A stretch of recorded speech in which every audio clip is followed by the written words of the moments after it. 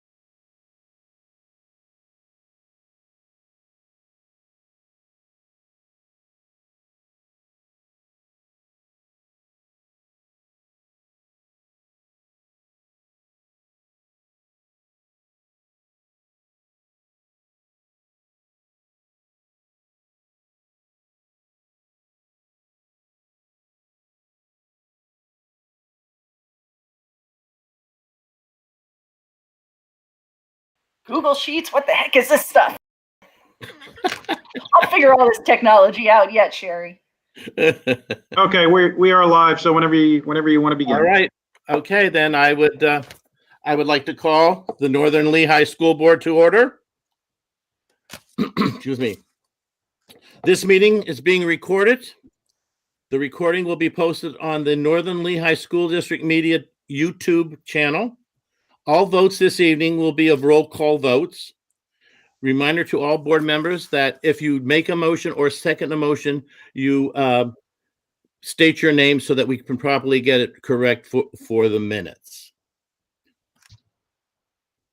Okay. So if we now can, the meeting is called to order, and I would ask everyone in their own way to pledge allegiance to the flag. I pledge allegiance to the flag of the United States of America and to the republic for which it stands, one nation, under God, indivisible, with liberty and justice for all. I did put a little flag in my office here, so anyway. Okay, Madam Secretary, roll call, please. Sure. Mr. Dissler? Here. Mr. Green? Here. Ms. Heckman? Here. Ms. Husak? Here. Mr. Keegan? Here. Mr. Kern? Here. Ms. Culp? Here. Ms. Martineau? Mr. Fedorcha? Here. You have a quorum. Okay, thank you. Okay, moving on then. As always, public comment is always on our agenda at some point. It is restricted to items on the agenda to be addressed. All of those things will go through Mr. Hill as far as you putting in your questions or whatever else to the board. He will alert us at that time of the questions. Anything that is not on the agenda that the board would, excuse me, that the public would like to address will be then recognized at the end of the meeting in the same manner. Moving on to our minutes, do I have a motion to approve the minutes of the October 12th meeting? This is Donna. So moved. Bob Keegan, second. I yield. Okay. Any corrections or comments? All those in favor, we're going to do by roll call. So, Grail, please. Mr. Dissler? Yes. Mr. Green? Yes. Ms. Heckman? Yes. Ms. Husak? Yes. Mr. Keegan? Yes. Mr. Kern? Yes. Ms. Culp? Yes. Ms. Martineau? Mr. Fedorcha? Yes. Motion passes. Thank you very much. Going into special reports, I'll keep you on now, Mrs. Uzak, please. Carbon Lehigh Intermediate Unit. Kind of like everyone else going, we did have our meeting last month. It is still virtual. Our meetings through the rest of the year will as well be Zoom meetings. We have our next meeting on Monday, this coming Monday. If you want, the link is on their website. You're welcome to go on. We're still open. We're still going through different scenarios every day and still servicing the students the best we can through the COVID pandemic. So thanks to the teachers and the students and the parents as they continue to work through the times with these children who really need our help. So, but that's all the update I have today, Mr. Fedorcha. Thank you. Thank you. Any questions for Mrs. Huzak? Okay, excuse me. Lehigh Current Technical Institute, we did have a meeting. We will not have a meeting in November. We never do, but we do have our reorganization meeting the second week in December. LCTI had faced a COVID close down for a week. We are back full again. Hopefully we're going to stay that way.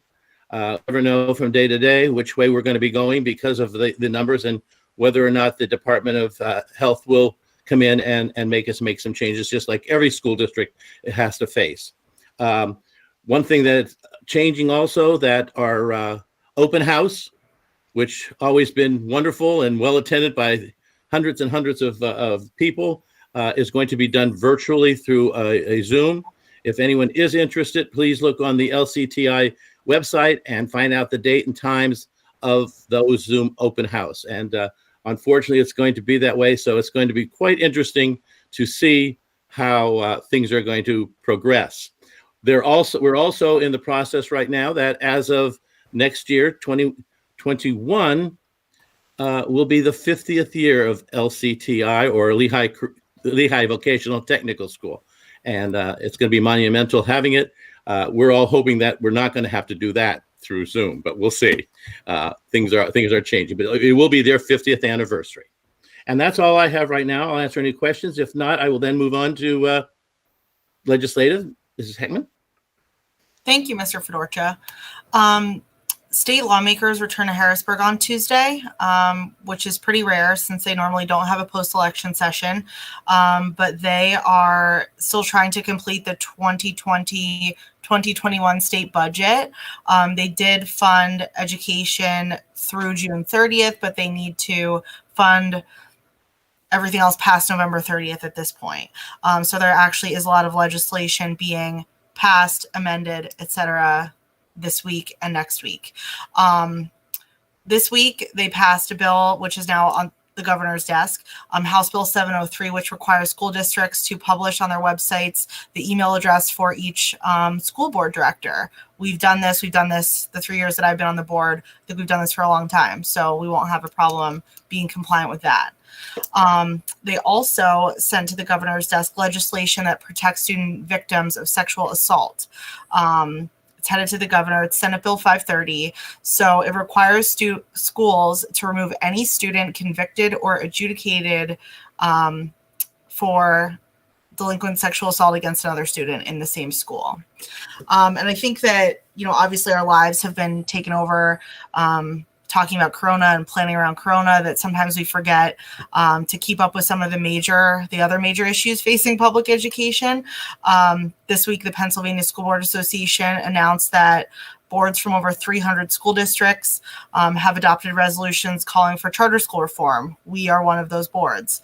PSBA also reported that between 2018 and 2019, Pennsylvania school districts spent over $2 billion in taxpayer money on mandatory payments to brick and mortar and cyber charter schools. So we can't forget how important the fight for charter school reform continues to be, specifically for our district. And the tax revenue. I also want to remind everyone that the guidelines for safe gathering in Pennsylvania have not changed since the governor's update on October 9th. So this means that safe gathering sizes for indoor and outdoor events are based on a percentage of total occupancy, not a static number any longer. So this does encompass school events. Obviously, this affects fall sporting contests and will certainly affect winter sports plans as they come to fruition.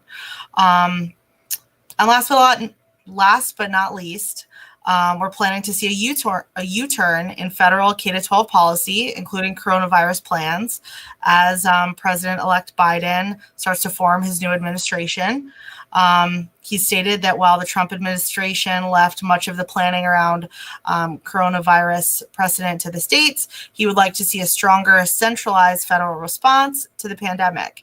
So as always, we will keep you abreast of any changes. That's my report for this evening. That was very good. Thank you very much, Michelle. Does anybody have any questions for Mrs. Heckman? Okay, moving on then, we will go on to Mr. Green. Mr. Green was a bad boy. He had a conflict on Thursday, and he opted to go to the conflict rather than to the meeting. But I can tell you one thing that's important to our district, always is. We've been working diligently on the budget, and with the cuts we made and the changes we made and a higher student enrollment than we were anticipating, it appears at this point as though the overall district's contribution will remain the same. That doesn't mean each school's contribution will remain the same because it's based on a per capita basis, but the total pool dollars for all the districts should remain the same this year. And I think there's a budget briefing coming up with the superintendents and perhaps the business manager shortly. So that's about all I have to report. Thank you. Thank you. Any questions for Mr. Green? Okay, moving on then. We did have in your packets, you have the minutes of our committee meetings that were held this month. Those are there for your perusal. And then we will move on. And I'm going to turn it really, I guess what I have is that PSBA would like to make a presentation this evening. And we would invite Ms. Devine from PSBA. And basically, Eric, I'm going to turn it over to you in a sense to navigate that. Yes, she's already on. Mr. Link, go ahead. I was just going to say, Ms. Karen Devine is already with us. She's been listening in. And Ms. Devine, I'm going to turn it over to you. Thank you. Can you hear me? Yes. Oh, good. Good evening, and thank you for including me in your meeting tonight virtually. I am Director of Member Services. I try to get out to my districts once every year, and although I've been with PSBA for almost 24 years, I just started covering the southeastern part of the state about a year ago. So thank you for your willingness to allow me to join your meeting virtually. I really appreciated hearing the updates. The legislative update was excellent, and thank you for adopting the charter school resolution. We really do appreciate that. So before I do my recognition tonight, I just have a couple of reminders. We do have a few complimentary workshops coming up. December 3rd, the equity workshop from 6 to 8 p.m. We have 2 roles and responsibilities workshops, one on December 1st, one on the 8th, 6 to 8 p.m. for any of your newer board members. And those again are complimentary. And visit our Success Starts Here section of the website. We have demographics on every school district. You just put in your district name and everything comes up. And then finally, the required school director training is due in December. So if you have any questions about that, just feel free to get in touch with me. My primary purpose for being here tonight is to honor a long-serving board member. And we call this the Honor Roll of School Board Service. So we have a little bit of history I'd like to share. The legacy of school board service is firmly embedded in the history of our nation and its commitment to public education. Pennsylvania clearly established the concept of schooling in its first constitution in 1776. Later, the Free School Act of 1834 marked the first permanent state interest in public education and the birth of the locally elected school board. So it all began here in Pennsylvania. And then PSBA is the oldest school boards association in the nation. This year we're celebrating our 125th anniversary. School directors today have a difficult job in a complex society, giving more and more of your personal time to this non-paid, volunteer elected position. And we recognize the many challenges you face during this pandemic. Since 1983, PSBA began recognizing school directors at 8 years of service and every 4 years thereafter. And we call this the Honor Roll of School Board Service. The Honor Roll is the association's way of saying thank you to those individuals who exemplify leadership, statesmanship, giving unselfishly of their time and talents for the future of their public schools. We want to thank you. Tonight, I am recognizing your board president, Gary Fedorcha, for 24 years of school board service. That's amazing. I have a certificate. I'm not sure if you can see it though. Okay, so I have a certificate because that's easier to see, but since you've been serving 24 years, you get a glass plaque as well. And my only regret is that I couldn't present this to you in person for 24 years of school board service. Do you have any comments you'd like to share with us? Well, thank you. I'm a little speechless. About it, but because I guess I don't think any of the board goes into this to be recognized for anything, and certainly we don't get paid. Although we get accused of taking high salaries for the, and so forth. But we don't. But I think I need to say that my commitment to education has always been there for our children, for my children, my grandchildren, but for everybody's children. And being an educator myself made it even more so. But the most important part to me is that I have a board that is fantastic. I look at boards across the state and wherever else there are conflicts. And I'm honestly saying this, and I'm not just saying it tonight, I do mean it. We have a board who can disagree, but constantly agree. And we really don't have conflicts among our board, and it makes things really easy to remain on a board. And to be on the board for 24 years is a commitment, but it's been a joyous one because I've had boards to work with like I have right now. And I want to thank PSBA, but I also want to thank my board. Thank you. Thank you. Well, I know we all want to thank you for your service. And again, I thank you for allowing me to be here tonight. And we will put all of these things in the mail to you. It'll come to your home address. Okay. But thank you so much for your service. Thank you. And board members, if you haven't listened in on Ms. Devine's weekly meetings and so forth, you may want to tune in because they are very good. And again, I'm going to look to Mr. Link to with Melissa also to make sure we remind board members of the training that needs to be done, the mandatory training for school board members. So thank you again, Ms. Devine, and may you have a very pleasant holiday and holiday season. I know it's going to be different for you as it's going to be different for every one of us of how we're going to celebrate it, but stay well and stay healthy. Thank you. Thank you, and you do the same. Thank you so much. Good night. Good night now. Good night, Karen. Thank you. Thank you. Now, back to we'll move on, and we'll now move on to the student reports. I don't know who's first, Mr. Williams or Mr. Craddock, whichever. Thanks so much, Mr. Fedorka. It's great to see everyone. I hope everyone had an amazing month. To start out with my report, the Student Council held their fall blood drive on October 16th.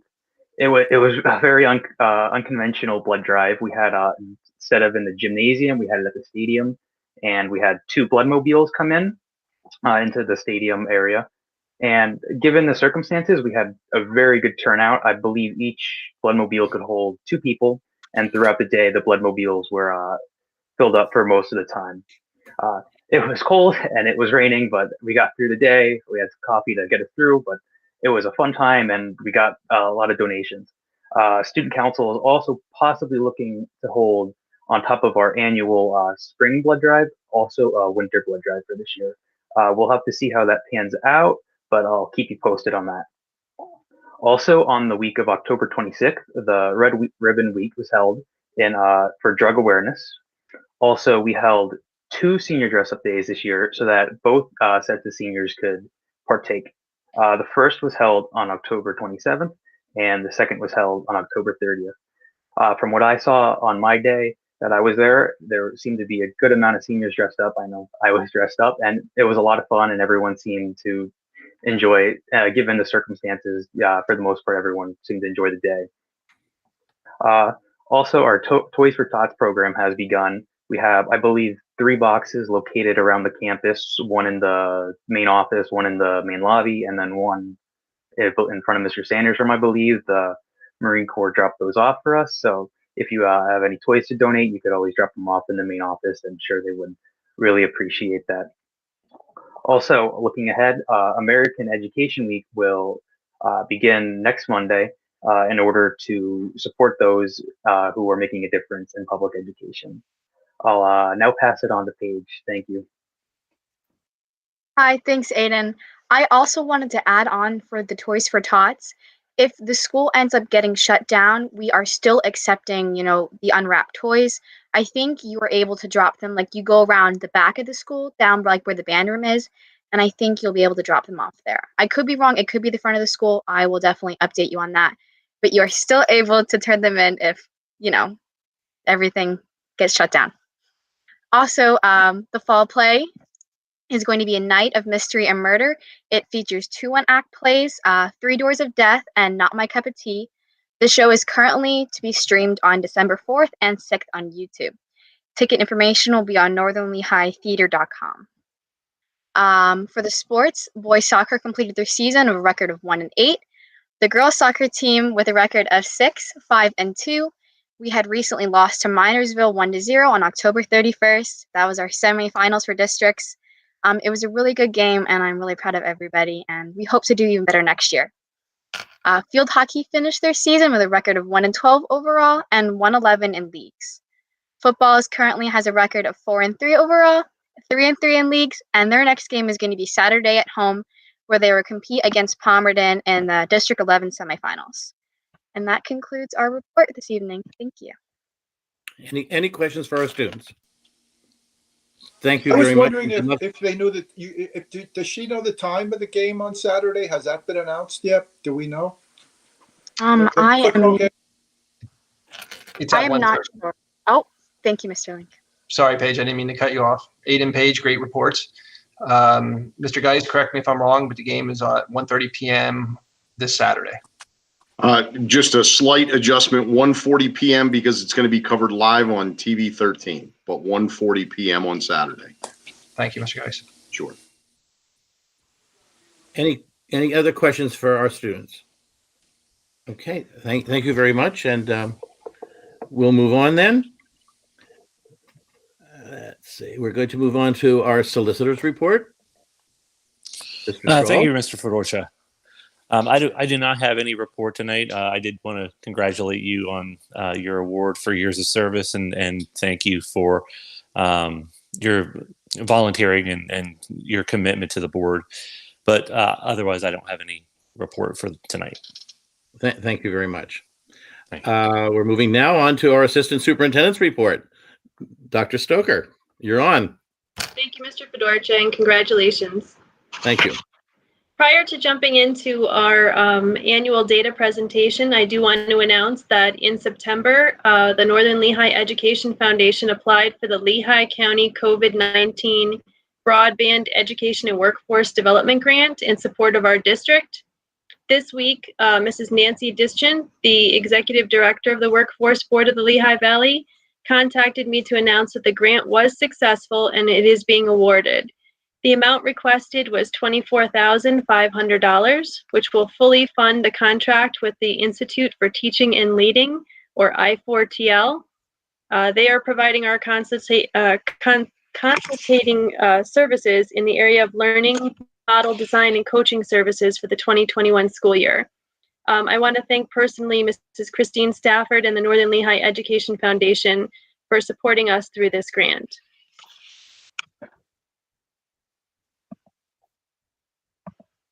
Any questions for Dr. Stoker on that? Moving on, Dr. Stoker? Sure, I'm going to project our PowerPoint for this evening.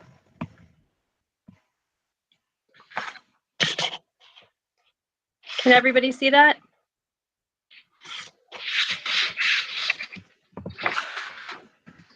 Yes, looks good. Okay, I want to welcome everyone to the Northern Lehigh School District's annual data presentation. This report is something that the administration does every year annually to publicly discuss the Future Ready PA Index, assessment results, and the steps that we are taking towards continuous improvement in buildings and specialized departments. This slide shows the areas that are typically reported in the PA Future Ready Index. The 2019-20 school year, however, was not typical. Due to the COVID-19 pandemic and the mandated school closures that occurred in March and persisted through the remainder of last school year, the favor from the federal government to forego state testing. That was approved. So for 1920, Keystone exams, PSSA exams, and PASA exams were not administered. Consequently, PVAS or growth scores could not be calculated either. You will see the impact of this on the Future Ready PA Index in the first two categories on the left, where I have crossed out the measures that were not reported due to lack of state testing. English language proficiency and regular attendance will be discussed later in our presentation.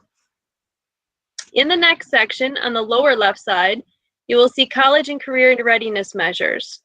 The indicators that are crossed out were not reported on the Future Ready PA Index for 1920 due to COVID and the mandated school closures. You will see new data for graduation rates and post-secondary transition to school, military, and work, because both of those are what the state calls lagging indicators. This data is reported for graduation rates is a one-year lagging indicator. So that data is actually from the 18-19 school year. And the transition to school, military, and work is actually a 16-month lagging indicator, meaning that that data is from 17-18 school year. With regard to the career standards benchmark that is crossed out, on average, each student must produce a minimum of 2 pieces of college and career work each school year. Although this indicator was not reported out publicly for 1920, evidence collection is not being forgiven. So we need to ensure that the evidence from last year and this year has been collected. This is being monitored at the building levels by administration and our school counselors for each of the required grade bands. On the right-hand side, where you see that white piece of paper, is a summary of all of the 2020 Future Ready PA Index indicators and what the data represents. I would like to add that due to circumstances in which we found education in the spring of 2020, we also have continued many of our district-wide goals from last year to this year, as we felt that we still had work to accomplish. Those goals were approved at the board meeting in October and can also be found on our district website. On this slide, you will see our demographic information for the 1920 school year as of October 1st when it is collected. During last school year, our district enrollment was 1,554 students, with 161 students attending Lehigh Career and Technical Institute, or LCTI, 51 being educated through Bulldog Academy, and 66 students attending a charter school outside of Northern Lehigh. 48.2% of our student body is economically disadvantaged.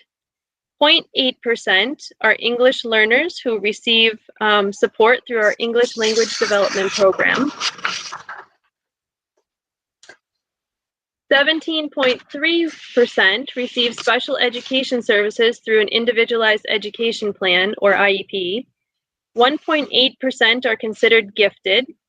0.8% are in foster care, and 1.9% have a family member in the military. Homelessness statistic for last year was not reported. On the right-hand side, you'll see a pie chart. That includes the percent of enrollment by race and ethnicity. At Northern Lehigh, nearly 78% of our students are white, 14% are Hispanic, 6.2% are 2 or more races, and 1.5% are Black. Less than 1% of our students identify as American Indian or Alaskan Native, Asian, or Native American Pacific Islander. On this slide, you will see some of the assessments that our building and department leaders will be talking about tonight. To reiterate, due to the mandated school closures, we did not administer the majority of state assessments. We were also not able to administer many of the local ones in the spring, which require in-person testing. At this point, I'm going to hand the presentation over to Mr. Schneiderite, our principal of Peters Elementary School, who will discuss the results of our primary school building. Thank you, Dr. Stoker, and good evening, everyone. You can go to the next slide, please, Dr. Stoker. And thank you. Ladies and gentlemen, our first slide tonight examines attendance at Peters Elementary School. As Dr. Stoker said earlier, this is one of those lagging indicators. So the data actually represents the 2018-2019 school year. You'll see that the state average for daily attendance is 85.7%, and the statewide performance standard is 94.1%. Peters Elementary School daily attendance was listed as 94.8%, putting us above that statewide performance standard and well above the state average. You can go to the next slide, please, Dr. Stoker. Now, the next 3 slides will examine composite ELA, English Language Arts, and math data from the last school year and the beginning of this school year. There's some explanation that will help everyone understand what we're looking at a little bit better. You can see that there are 3 columns, one on the beginning of the year data on the left, one for the middle of the year data in the center, and one for the end of the year data on the right. The first assessment typically occurs in September, middle of the year assessment in January, and the end of the year assessment is given in May. You'll see in this slide and in future slides that the final column on the right-hand side is blank because, as Dr. Stoker mentioned, the end of the year assessments did not occur last year. So when we're looking at the data itself, you can see there are 3 colors. Green represents what's considered core support. These are students who are considered Tier 1 students and typically do not need additional interventions to address learning needs. For the purpose of this data, green is good. Yellow represents students who are considered strategic support. These students are typically our Tier 2 students and receive tiered reading intervention and other assessments and other interventions to help address strategic gaps within their learning. And the red represents intensive support. These are our Tier 3 students who often need intensive support to help address achievement gaps. So when we take a look at this slide, what we see in last year's data is pretty consistent with our historical trends at Peters Elementary School for ELA. Kindergarten from left to right, from beginning to the middle of the year, shows a slight growth in the green and a slight reduction in the red and the yellow. First grade shows a slight growth in green, the good, and a slight reduction in red whilst remaining stagnant in yellow. And at the second grade, a slight growth in yellow and a slight reduction in red. Typically, the end of the year assessment is what really takes us and really shows what, where the bigger jumps in the past have shown. And of course, we do not have data to highlight that for this evening. You can go to the next slide, please, Dr. Stoker, and thank you. This slide looks the same, but it's now showing the beginning of this year's data. And this represents the impact of the mandated school shutdowns last year. In kindergarten, we're pretty consistent with what we typically see for kindergarten students. With 56% of the students, or 57% of the students rated in the green in core support coming into the school year, with the remainder of the students coming from either a pre-K program or from, a no prior educational experience. And what we hope to see, of course, as we go through the middle and the end of the year, that they make some great strides. In first grade, there is an increase in students considered intensive support. You'll see that there's a big red graph in first grade. 45% of the students right now are considered intensive support. In second grade, it's similar but not as drastic. There is an increase in students considered intensive support, in this case, 28%.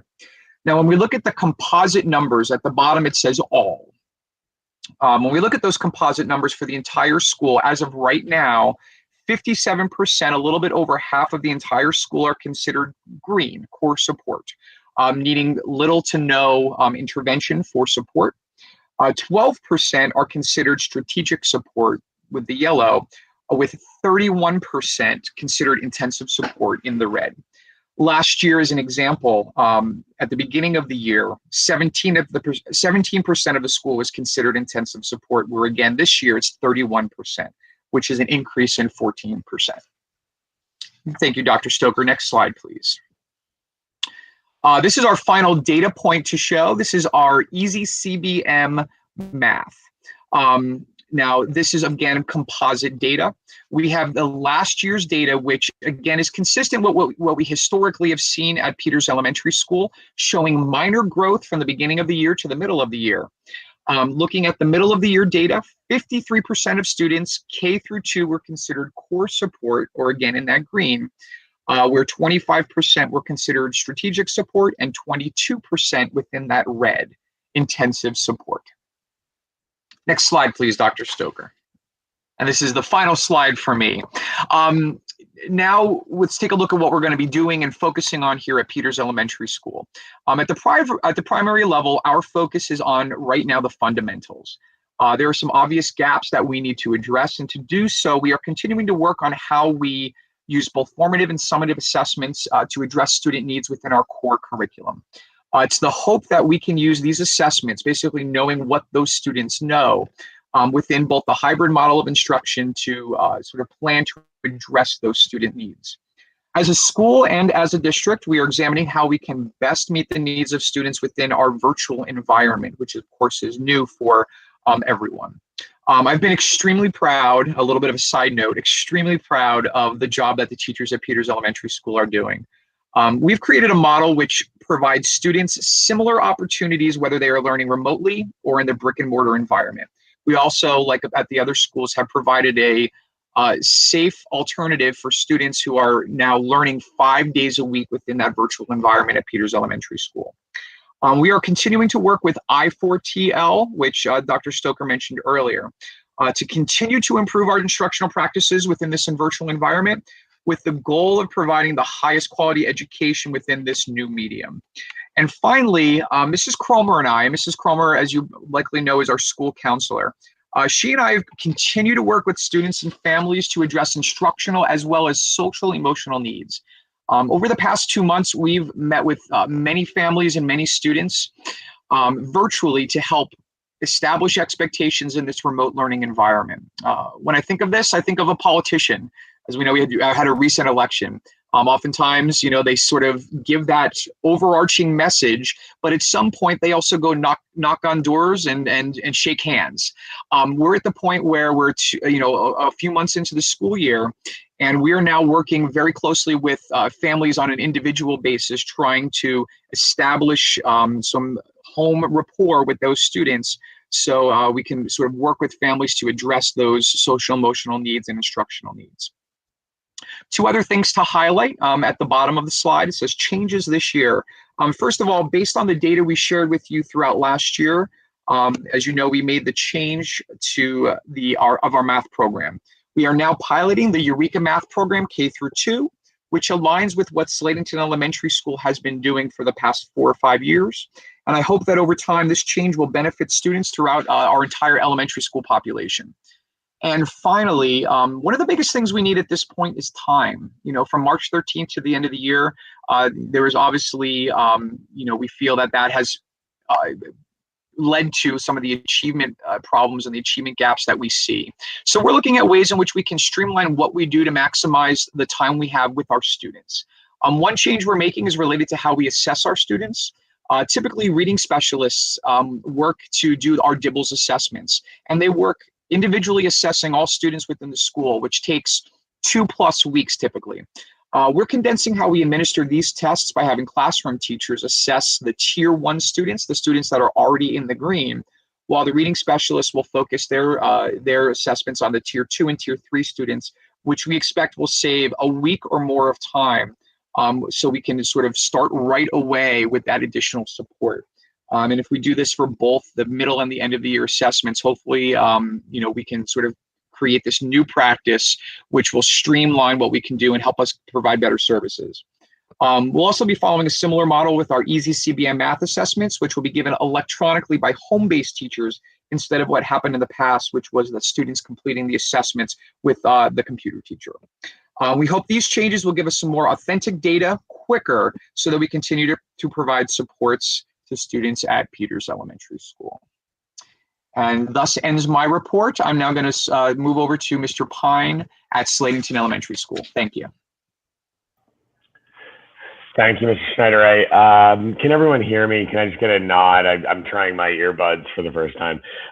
Good night, good evening, everyone. So tonight I'm going to use some data that we have comparing starting points from last year and this year, so different groups of students at the start of the year, and also some data that we have from March and then from our opening benchmarks this year, just to kind of give a little perspective since we don't have the statewide data that we would usually use. Next slide, please. So the first point I'm going to talk about is attendance. And I mean, at first, I mean, we're looking at least statewide at the same data that we've had in the past, which has looked good. You know, we exceed the statewide average, and we also exceed the statewide performance standard typically. I figured for this meeting, I'd like to kind of talk about where we are right now and just kind of share a little perspective on that. And when I say right now, I'm looking at day 35. I had all of our attendance data absolutely in place for day 35 when I was putting this together. And so looking at that, I wanted to look at our daily attendance rates. And basically what I do for that is I would take the number of students that we have, multiply by the number of days, and then divide by the number of present codes that we have, students who are present, and figure out what is the percentage overall of students who are present. Happily, that actually it's good. 2019, we had 98% of students who, or 98% as our daily attendance rate as of day 35. 2020, we have 98.5%. So actually an increase. Total number of absences between the two, 2019, 407 absences, 2020, 256. So a reduction of the total number of absences that we actually have. It's when we get to the percentage of students absent that I just wanted to express this, that in 2019, 46% of our students accounted for that number of absences. Right now, it's actually 25%. And in a lot of ways, this makes sense because our students don't necessarily have to be present in school, so they might not miss an entire day for something like an appointment, so on and so forth. But it does reduce the number of students who are contributing to that overall number. So we are very focused on that. We are very focused on the students who are currently not attending, and I'll get to that towards the last slide. Next slide, please. So in this is the slide where I'm going to look at our March benchmark and then look at our September benchmark in order to provide some insight. And what we're using here is benchmark data. So on the given day the student took the test, that is the expectation that they're either at or above the level they should be, or they're below the level that they should be on that particular day. So in March of 2019, if we look at reading on the left-hand side, please ignore third grade for this because we don't have their March data in this particular benchmark. But if we're looking at our current fourth grade, the class of 2029, in March, 67% of our students were at or above benchmark. Come fall, we saw a reduction of 5%, 62% were at or above benchmark. In the class of 2028, our current fifth grade, 80% were at or above benchmark in March, and we saw a reduction of 22% when they came back in September, down to 58%. And for the class of 2029, our grade 6 group, 70% were at or above benchmark in March, and we saw that come down by 30% to 50% when they entered the school in September or late August. So clearly, we did see an impact from the loss of instruction. And I'll go over to math, and the same applies over there.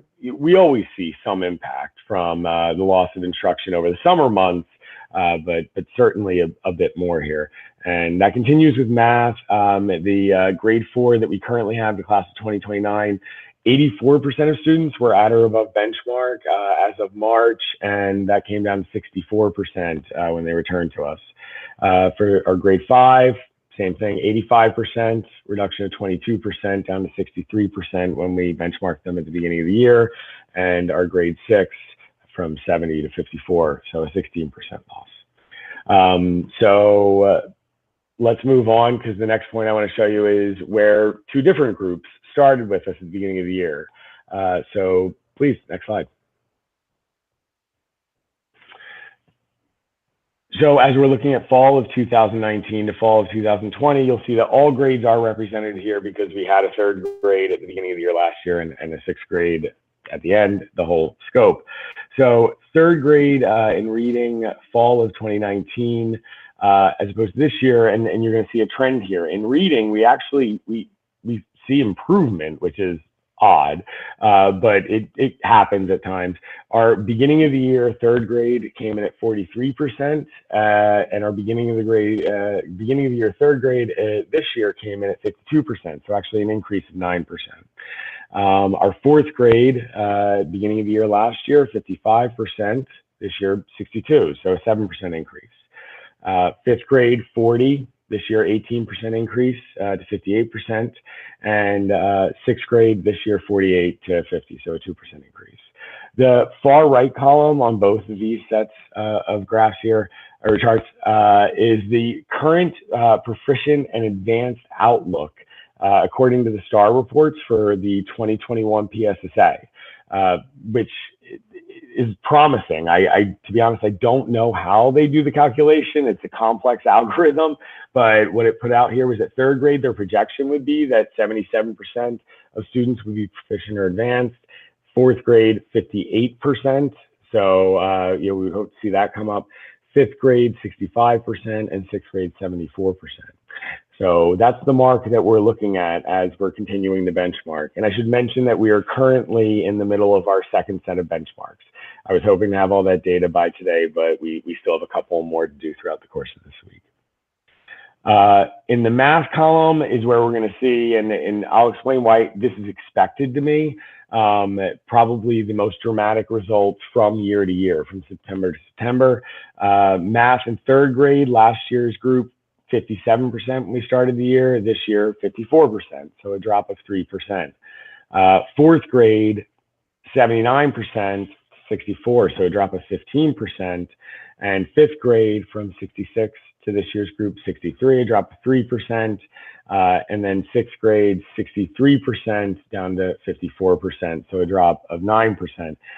And the reason I believe that, not only if we're looking at March to now in September, but also from last September to this September, two different groups, that we would continue to see that decrease across both of these patterns, is because math is very sequential. And so the missing instruction over those pieces of months are going to take us some time to continue to build in, which I hope that we're addressing in our current plans. Next slide, please. So our focus right now, and I organize this into like kind of the grouping of ELA and math, because there's definitely an overlap between the two. The first one probably applies more than anywhere to math. And it is because we really need to, as Schneider pointed out, figure out how to either get time or, really figure out how to use our time as well as we can. So PDE released the Focus on Effective Instruction Guidelines, and what those have allowed us to do is really look at the standards, and based on their guidance, try and determine what standards and what skills are, and I hate to say it this way, but most detrimental for students to not recap and regain. And so we're really hoping to use that to strategically plan our instruction and how we implement the curriculum throughout the course of the year. We also, we started last year, we had accelerated math, which then integrated with a program called Freckle. And so that was an easy flip in. We picked that up for ELA as well. And the nice thing about Freckle is that it allows for us to use those benchmark assessments, and then it develops learning progressions that are individualized to the students. So if they're behind, it's supposed to help us figure out where they're behind and then develop a learning path from there and practice opportunities for them. If they are well above level, then it should do the same there and provide them opportunities to enhance.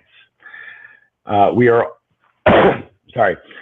also working to integrate some high engagement tools such as Pear Deck, Edpuzzle into all of our instructional planning, particularly knowing that students in the virtual environment aren't going to have, or in the hybrid environment when they're home, aren't going to have the constant attention. So we need to make sure that we're integrating tools that are going to keep their attention, provide them and the teachers feedback, and keep their learning moving forward, not in a day's time, but in almost 10, 15-minute increments at most.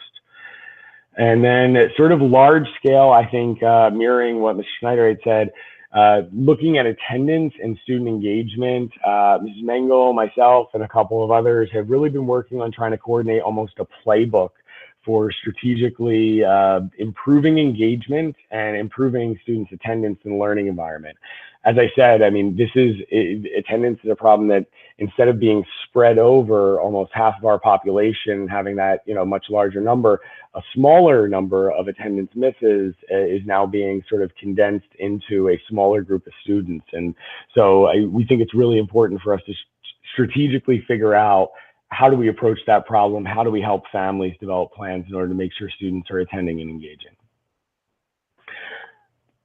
So that's all I have. And at this time, I'll introduce Mrs. Chamberlain at Middle School.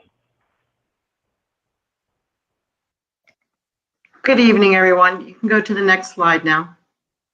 And now I'm going to introduce Mr. Hauser, my attendance for the middle school attendance, please.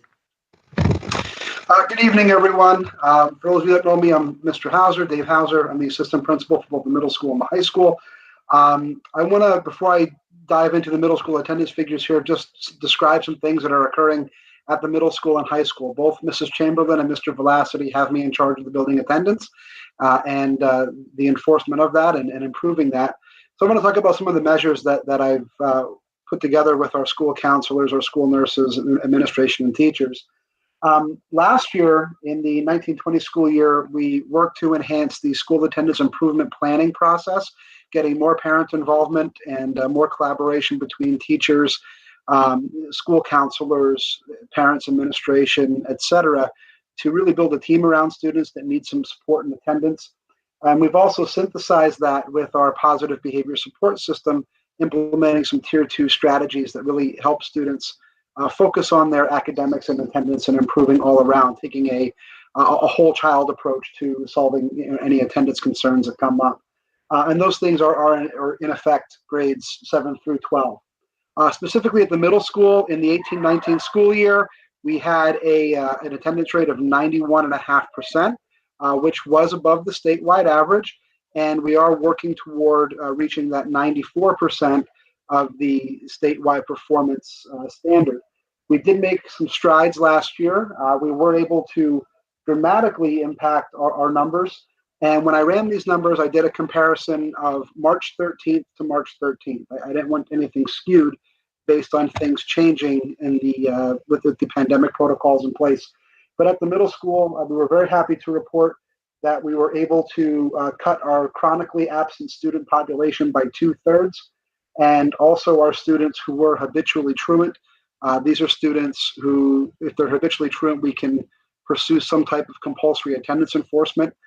That was also cut by 2/3. The number of students who are placed on mandated attendance, which is 10 absences or more in a school year, was cut by 58% by March 13th comparison. So that was all very good and some excellent strides for the middle school. I will turn things back over to Mrs. Chamberlain for the academic component. Thank you, Mr. Hauser. At the middle school, we have implemented IXL, which is a program for the ELA teachers. We are utilizing it with ELA. The teachers are using this to reinforce skill retention in both grades. It can be used in school or at home. And it's proven that the more the students use it, the better impact it has on the student's success. It's a questions for scoring proficiency, and you can see on this weekly chart, every week it's about how many questions can the kiddos finish. It's 15 questions, 30 questions, and we are absolutely excelling with our 4-week average of 27 questions for the students. The next slide, please. Make sure. So this is extended student learning. If you look at the top number there, overall, since the beginning of the school year, all of our students have answered 33,000 questions to working on their skills work to catch up and to work on and keep progressing from last year. The number of questions completed, this is the number of questions completed by 11-2. It's the percent of home versus school. When you look at this slide, the students are able to, after school hours, go on to IXL, do an assignment, and on a Wednesday, do an assignment where they all go through the questions and keep on working. So it's not just for in school. Next slide, please. So we're working on building mastery. And if you can see in each week, the IXL has a program. They have what they call IXL Smart Score. This score is based on an algorithm that combines accuracy, consistency, and question difficulty to gauge the student's mastery of a topic. So what you're seeing here is the 0.5% in the 4-week average is the mastery using this SMART score that the algorithm has created for the students. As you can see, the dark purple is mastered, the lighter purple is proficient. Our kids are always working towards proficiency and then mastery with their questions. They have a certain point, they can keep on working at it till they get that skill down. Next slide, please. And this is just an overlay to show the growth of what the students are doing from the start of the school year till now to see what those look like. It's just a visually for the year. So we're going to continue with IXL. Our staff are really excited about it. They're excited. The kids get excited about the work that they're doing, and they are liking to see that they are enjoying that they're seeing their own growth. Next slide, please. We also have, and for our math, we are utilizing STAR as with the other buildings. We also are utilizing Freckle. So within STAR, we're able to check for mastery, having only one test in at this point. I was hoping to get, like Mr. Pine, I was hoping to get a second test in, but we did not. The system uses an algorithm to project the percentage of mastery. This will grow the more the students use the STAR and the more that they learn and the more as the year goes on. So right now, the main concept is functions in STAR Math. So at this point, the first assessment, we've got 50% who are at the beginning level, 64%, projecting it to that a 64% development. So I understand that the numbers seem very low right now, but this is only one test, one time. I'd like to see more and show more growth. As you can see, statistics and probability is one of the first subject matters covered in these grades and in math and reinforced. And that is where we are really, really strong and secure. Next slide. Thank you. So our focus at the middle school, we are implementing right now, of course, Eureka Math, the curriculum. We just added Affirm, which is the online component for Eureka Math. They will continue to use STAR and Study Island. They are starting to do remediation during Flex. Our teachers are creating the little groups that they have done last year, working with them separately during Flex time. In our ELA, we're going to continue with the implementation of My Perspectives.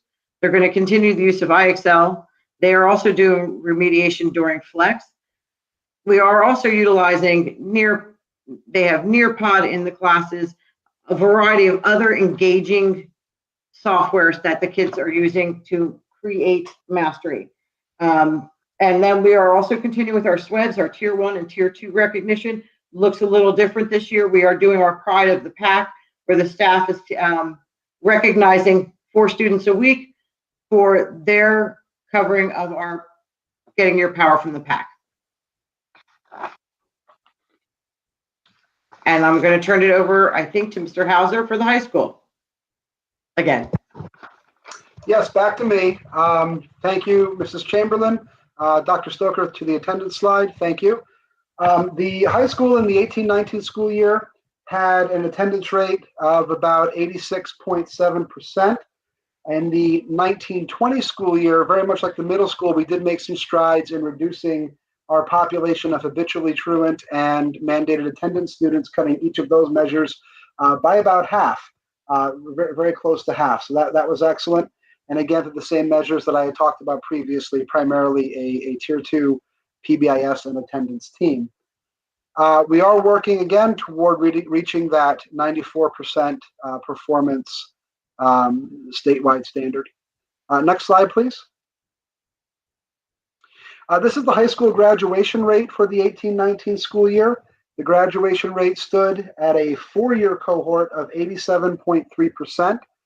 What I would look at here especially is a comparison to the gray column on the right side there. That's the 5-year cohort. So students who are not graduating within that 4 years are not necessarily dropping out. They are earning credits subsequently and we are graduating in that 5-year cohort in the upper 90s, which is good to see that the kids are progressing.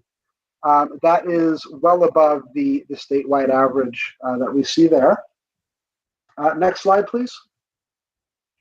Academically, one of the sets of test scores we had available for this year was connected to our advanced placement students.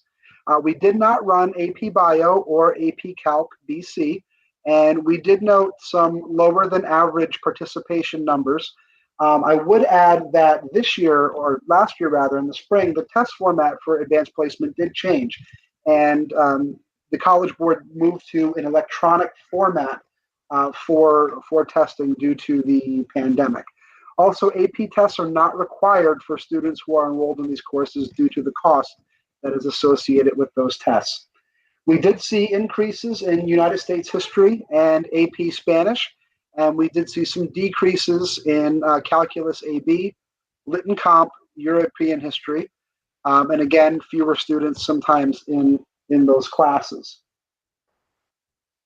We are presently at the high school, Mr. Velocity and I, having a discussion how better we can support not only these students, but all of our students. One of the things we're looking at is potentially modifying some scheduling and questioning would a full year schedule as opposed to a block be more beneficial to these students. Despite all that, the state rates our rigorous course of study measure presently at 62.9%, and that is about 5% higher than the state average. That is good to see. Next slide, please. These are the SAT results from last year. The numbers are up in both evidence-based reading and writing and also in math. We did, however, see a reduction in the number of students who are taking the SAT tests, again, due to the pandemic in the spring. That did impact our participation numbers. But our overall scores are looking good, and we are moving in an upward trend there. And I will turn things back over to Dr. Stoker.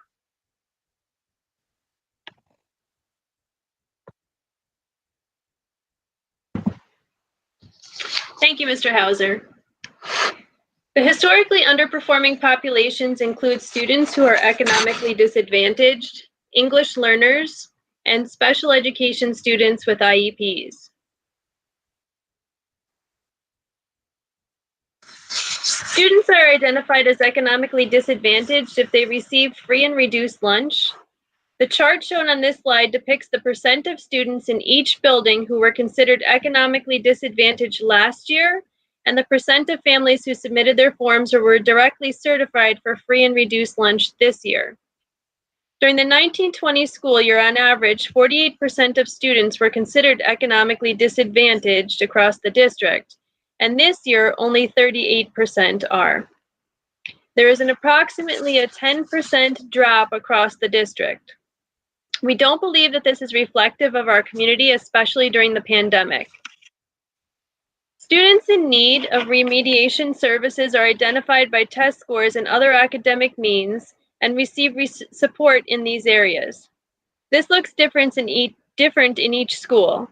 Both of our elementary schools receive Title I funding through federal programs, which is tied to the number of low-income children in census data, number of children eligible for free and reduced lunch, and other measures of poverty. The cutoff for having a school-wide program is 40% free and reduced.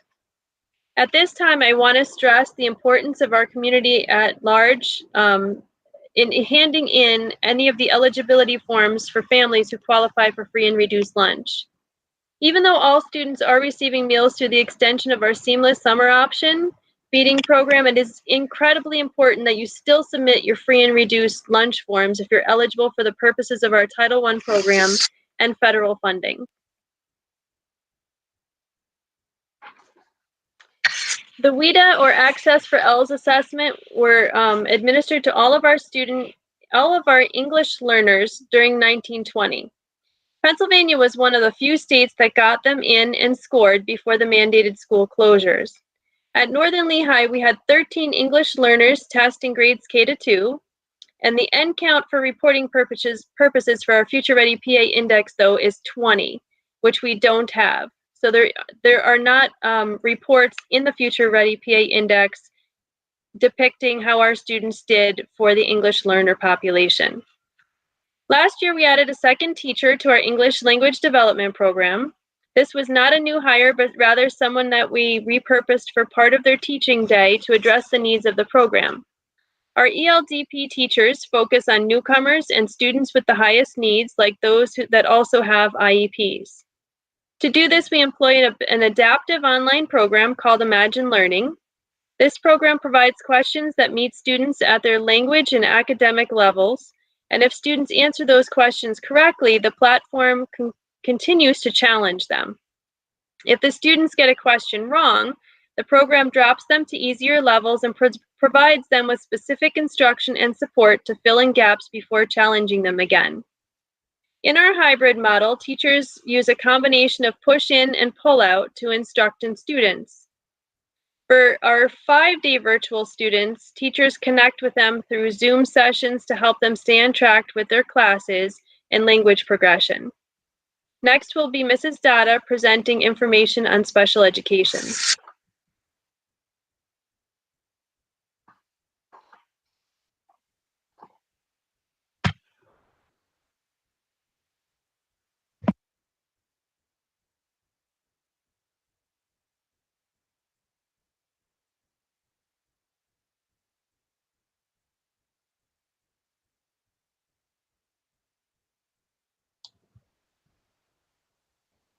Are you with us, Mrs. Dada? Thank you. I was like 3 sentences in. Sorry, everyone. Good evening.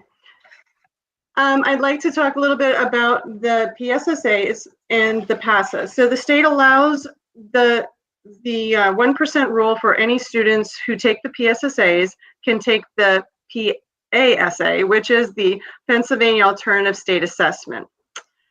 This assessment is reserved for those students that have intellectual disabilities or of lower functioning. If you look at the 2018-19, we were at 1.9% and we had to put in a waiver, which was accepted. In 2019-20, a waiver was filled out for 1.5%. However, this year, we are at 1.1%. So this, as you can see, the department's been working really hard to increase student levels and inclusion, and in turn, less students have been eligible to take the alternative assessment. This year, 909 students will be taking the PSSAs, and only 10 students with special needs are eligible to take the PASA. If we have one more student, unfortunately, in regular ed, we would have made the 1%, but I did fill out the waiver and it has been approved by the state. My hope is next year we'll keep plugging away and maybe we will hit the 1% rule. We can go to the next one, please, Dr. Stoker. Okay, so our focus for special ed this year, we are going to be expanding AIMSweb, which is a way to assess our students, especially for those virtual students across the schools. We want to expand this into progress monitoring measures for virtual students to gather details, data, which will help to focus the instruction both virtually and in person. We will be expanding the specially designed instruction into virtual environment. This will increase our numbers of students with disabilities being educated, hopefully in the regular education setting. These students will then be exposed to more of the general education curriculum, improving the PSSA test scores and decreasing the use of the PASA test. In Slatington Elementary, the middle school, and in the high school this coming year, we will be continuing to provide professional development for Read 180. We've seen great success with Read 180, and some of our students are making gains of 1, 2, and even 3 grade levels in reading. We will have a coaching day for staff to meet with the Read 180 professionals individually. Additionally, we will be meeting with staff to discuss individual student progress and using the data to drive instructional decisions. We're going to be collaboratively developing a pacing map for Read 180. The staff and administration will be meeting to develop a pacing map for the Read 180.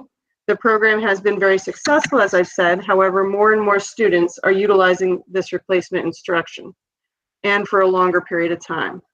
Some levels are running out of material to cover while others are in excess. So we're going to be using the pacing needs to adjust and map in order to streamline this curriculum. And last, we're going to be providing professional development for Math 180 in preparation for the implementation in the 2021 school year. For special education, math replacement curriculum has been an area of concern, and this also helps with our targeted support at the high school. Currently, teachers are adapting and modifying the regular education curriculum. While students are making progress, it's marginal. When the special education grant came up, it was a good opportunity to supplement the cost of Math 180. Like Read 180, the evidence of growth is substantial. With all the current changes, pre-planning and professional development at the end of this school year will allow enough time to plan and implement this new program with fidelity. And that is all I have, and I will turn it back over to Dr. Stoker. Thank you, Mrs. Dada. As was discussed throughout the presentation, the 1920 school year was very different than any other year and presented many challenges. We continue to address the impact of COVID-19 and the mandated school closures into this school year and across the district.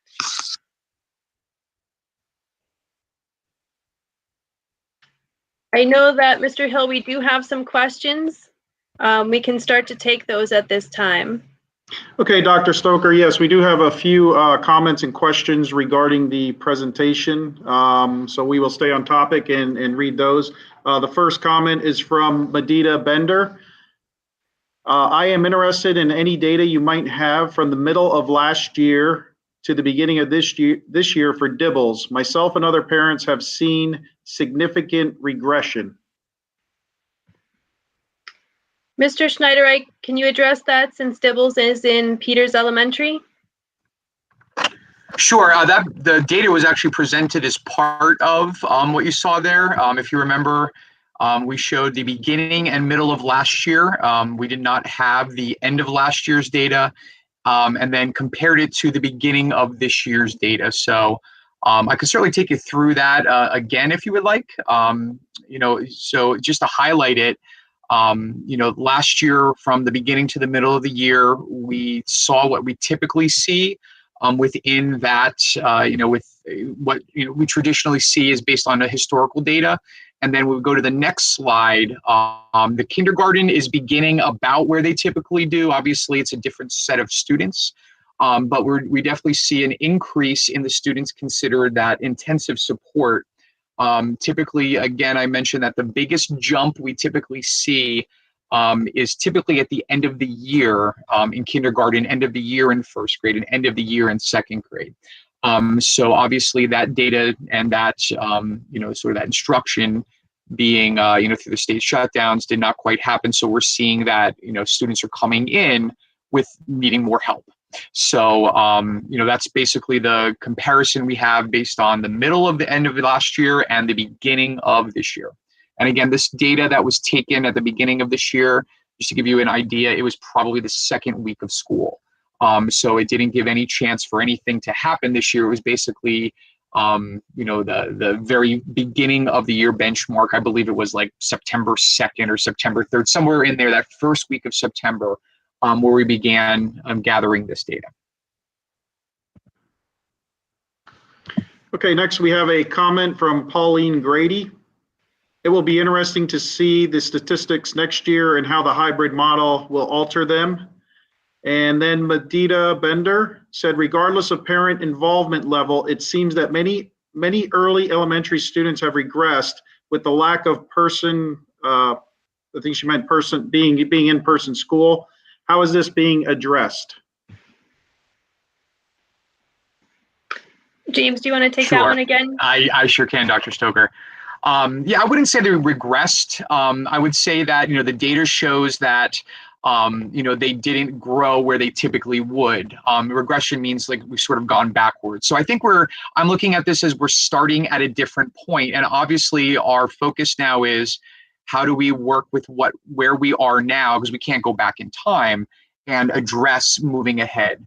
To add on to some of the things, again, I'll highlight one of the things I did speak about was the idea that we're looking to adjust what we're doing within the school year to find extra time for remediation and extra time to help those students basically get some extra support as we move ahead. Some other things I didn't bring up and some more details for you.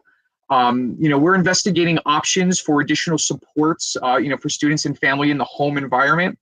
Some of the things that we've done is we've, purchased, I'll give you one example. Hegarty Phonemic Awareness was a curricular program we began last year. Phonemic awareness is one of the sort of identifiers that is vitally important to early literacy. In looking at, well, how do we work with that within our current environment?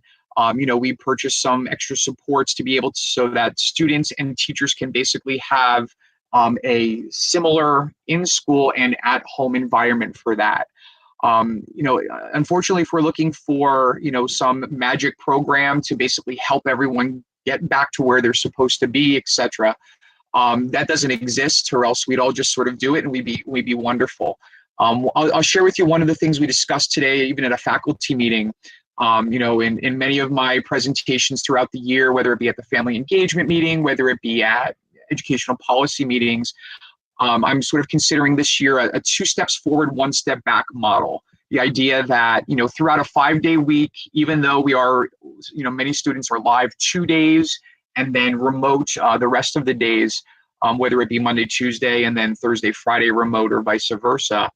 The idea that we're going to not just focus on those in-school days, we are going to continue that moving ahead while giving those teachers a chance to do what they do and allowing them to step back and address those learning concerns. So right now, again, we're about 2 months into, the teachers doing what they do as educators. And a teacher posed to me today, and I wrote it down because I thought it was a great question. Do we focus on this year where we get to or how we get there? I thought that was a great question to sort of consider. I mean, are we pushing to get to a certain spot of where we should be based on your traditional year, or are we making sure that students are going there, even if it's a little bit in a different way, going there at the highest quality? So my answer to that was, I don't have an end goal in mind. Within the current model, we might be going about sort of in a different way. But again, the idea is our focus isn't necessarily on getting to a spot or getting to a certain module or unit within a curriculum, but it's really getting there with quality. And again, our focus is at fundamentals at Peters Elementary School right now. And the hope is that as we go through the other 2 benchmarks, we'll see some improvement somewhere and then adjust based on that. So hopefully that'll give you some idea of our thinking at Peters Elementary School and some of the things we're sort of trying out. And I know it was Ms. Bender, I believe, who said that. Again, I would love to invite you and anybody else who would like to come to our next family engagement meeting. I believe it's on the 17th. I sent it out the other day in the email. I believe it's the 17th. It's not next Tuesday, but the following Tuesday. Again, to have these discussions so that we can work as a group together with the families at Peters Elementary School and Slatington Elementary School, along with Mr. Pine. Okay, we have another comment here. Christine Raber, I'd love to see results from those with an IEP in this school district because my child is not doing well and voiced my concerns a few times already. Hybrid learning just isn't working for him.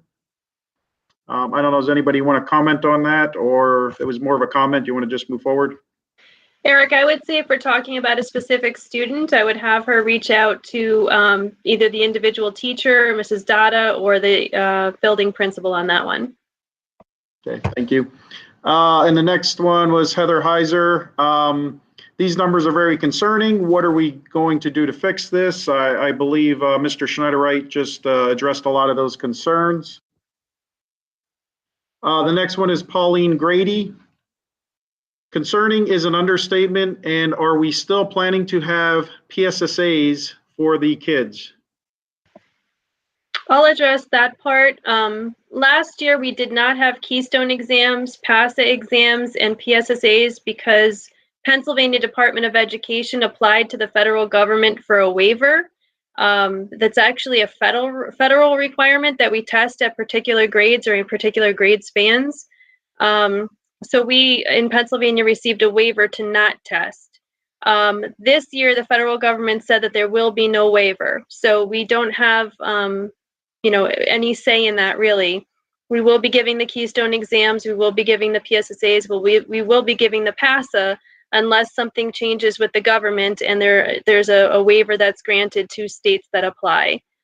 So to answer that question, we have to give those state assessments.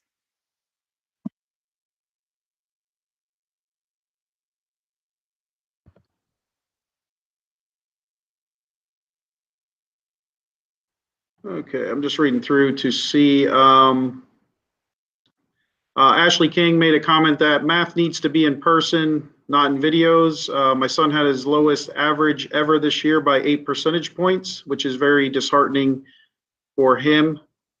And I think from here, most of the questions there now go into more, rather than data presentation, they start getting more into the actual model, the hybrid model and things like that. So at that point, I'm going to stop with the questions and comments for now, and we can continue.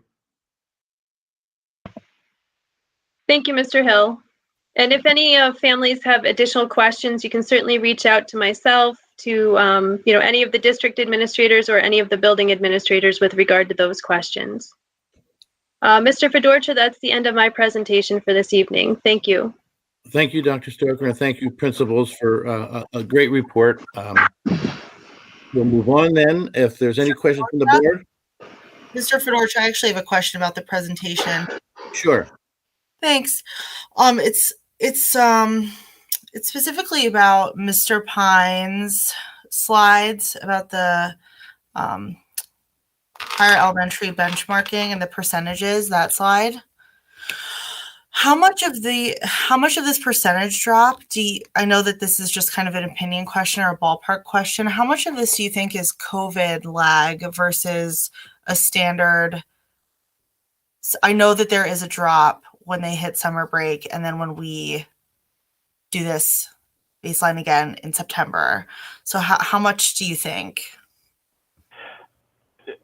I hesitate to put a number on it, but I mean, enough. Enough for me to look at it this year and to know that even as we're doing benchmarking right now, we're going to continue that recovery, but our November benchmarks, which I'm much more comfortable looking at year to year and saying, okay, like this is a comparison from last year to this year. I will expect that when I'm looking at those at the end of this week, that there will continue to be an impact. I don't think that any of us think that there's not going to be. I think it's especially telling, like I said, in math, where that impact's it's not 5 to 10% at times. Sometimes it really is extending into those much larger percentages when we're looking at March to September. So I think there is. And I think as Mr. Schneider pointed out, this is not regression necessarily. A lot of this is just not progression. How many of us have gone on a 14-hour trip, used MapQuest, and it tells us the time we're going to be there, and because of traffic, we keep, losing time, and it doesn't go quite that way.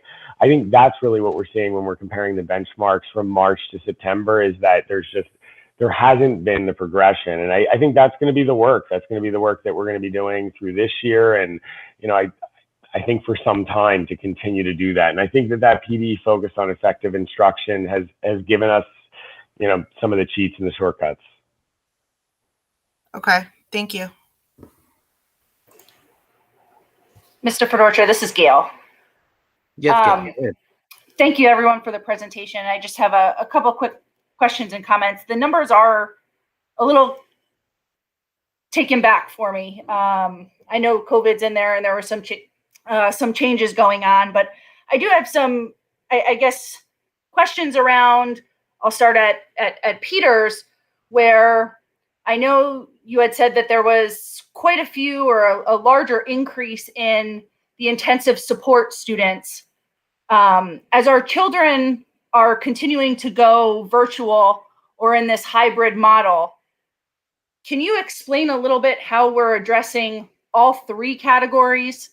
I'm just afraid at some level we're forgetting some kids that I think there's kids that need a little bit more than what we're presenting to them in a virtual environment. And how are you changing that model to facilitate the need of all students across that particular model? I just see a large number in a red section that it's a little concerning to me, and what we're doing to change that, because I'm not seeing too much change happen. That's a great question, Gail. To make you aware, we are doing reading intervention. We obviously had to change how we do it. So right now, we are able to provide reading intervention to every student who needs it, even those that are in the 5-day virtual model. Currently, what we're doing is basically for those Monday and Tuesday students, our reading interventionists are focusing on those kids within that learning and within the live learning environment, and the same on Thursday and Friday within that live learning environment. The students who are working in the 5-day virtual model, the students who are all virtual and are working with our 5-day virtual teachers, they're actually scheduling, and last I was told, one-on-one reading intervention on Wednesdays. So on that day in which is the fully remote day, within that time, our reading specialists are basically working with students one-on-one for a certain amount of time to try to hit on those students' needs. I'll share with you, Gail. I mean, that's a great question. The teacher who and the teachers who I've been working closely with over the last week or so that asked me that question: what should our focus be? Do we try to get them to a point, or do we try to address the student needs? And in my faculty meeting today, one of the things I said is how we proceed throughout this year should be dictated based on student needs, not on some mandate from me or from the district on we have to get to module so-and-so, or we need to get to unit so-and-so. Now, obviously, we want to keep moving forward. We can't stay stagnant throughout the year. But our focus truly at Peters, at least, and I'll speak for us only, is that, we're focusing on and looking at what the students need. So I actually made this suggestion today. This might be a good point at the end of the first marking period to really take a look at what we're doing with our students and see, do we need to take, a day, 2 days, a week, and sort of focus on those fundamentals of what we've already learned before stepping forward, or do we need to keep pushing forward because we believe that will catch up? Now, different curriculums sort of deal with that in different ways. There's some mastery curriculums and some that, are sort of circular so that it'll eventually circle back and you'll get that. So it's basically, there's a lot that the educators and the trusting that their mastery will come to play throughout the year is part of it. But again, the structure is there in which we are able to provide that support to those students. And, it is alarming, and I'm 100% behind you that, it's more students that we're finding need that support. But, at this point, again, we've created a structure. We're working within that structure. And the hope is that, we can continue to work on, again, assessing students and, working with them as individuals to try to get them the support they need to move up from the red to the yellow, from the yellow to the green. Hopefully that gives you some sort of highlight on the thinking and the sort of structure we have in place. Sure, thank you for that. We still have that next step to go then. What comes after green? It's kind of like when we got out of quarantine and we went from yellow to green. What comes next? So I want to keep thinking progressively, not thinking that we're doing status quo. So I want to make sure we're still pushing the bar forward, understanding that there's a lot of challenges out there. So, and I guess just for some of the other, I know there was some data presented on the Slatington Elementary School on what those numbers look like. On the high school and middle school, was there any comparison data? It made it look to me like it was more what's happening currently. And have they seen any shift in education since we went to the hybrid model? Do any of the secondary administrators want to answer that? I can start with the high school, Dr. Stoker, Mrs. Husak.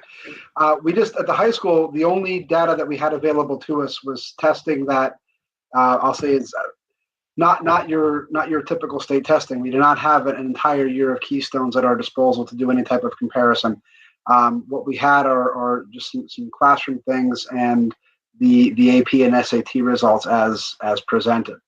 What we are looking to do this year in preparation for the next round of Keystones, because as Dr. Stoker explained, we are going to be giving those as quote unquote normal, are implementing some remediation and some preparation via some new platforms, including USA Test Prep, which has been shown to be a pretty accurate indicator of how students are expected to perform and where the gaps are.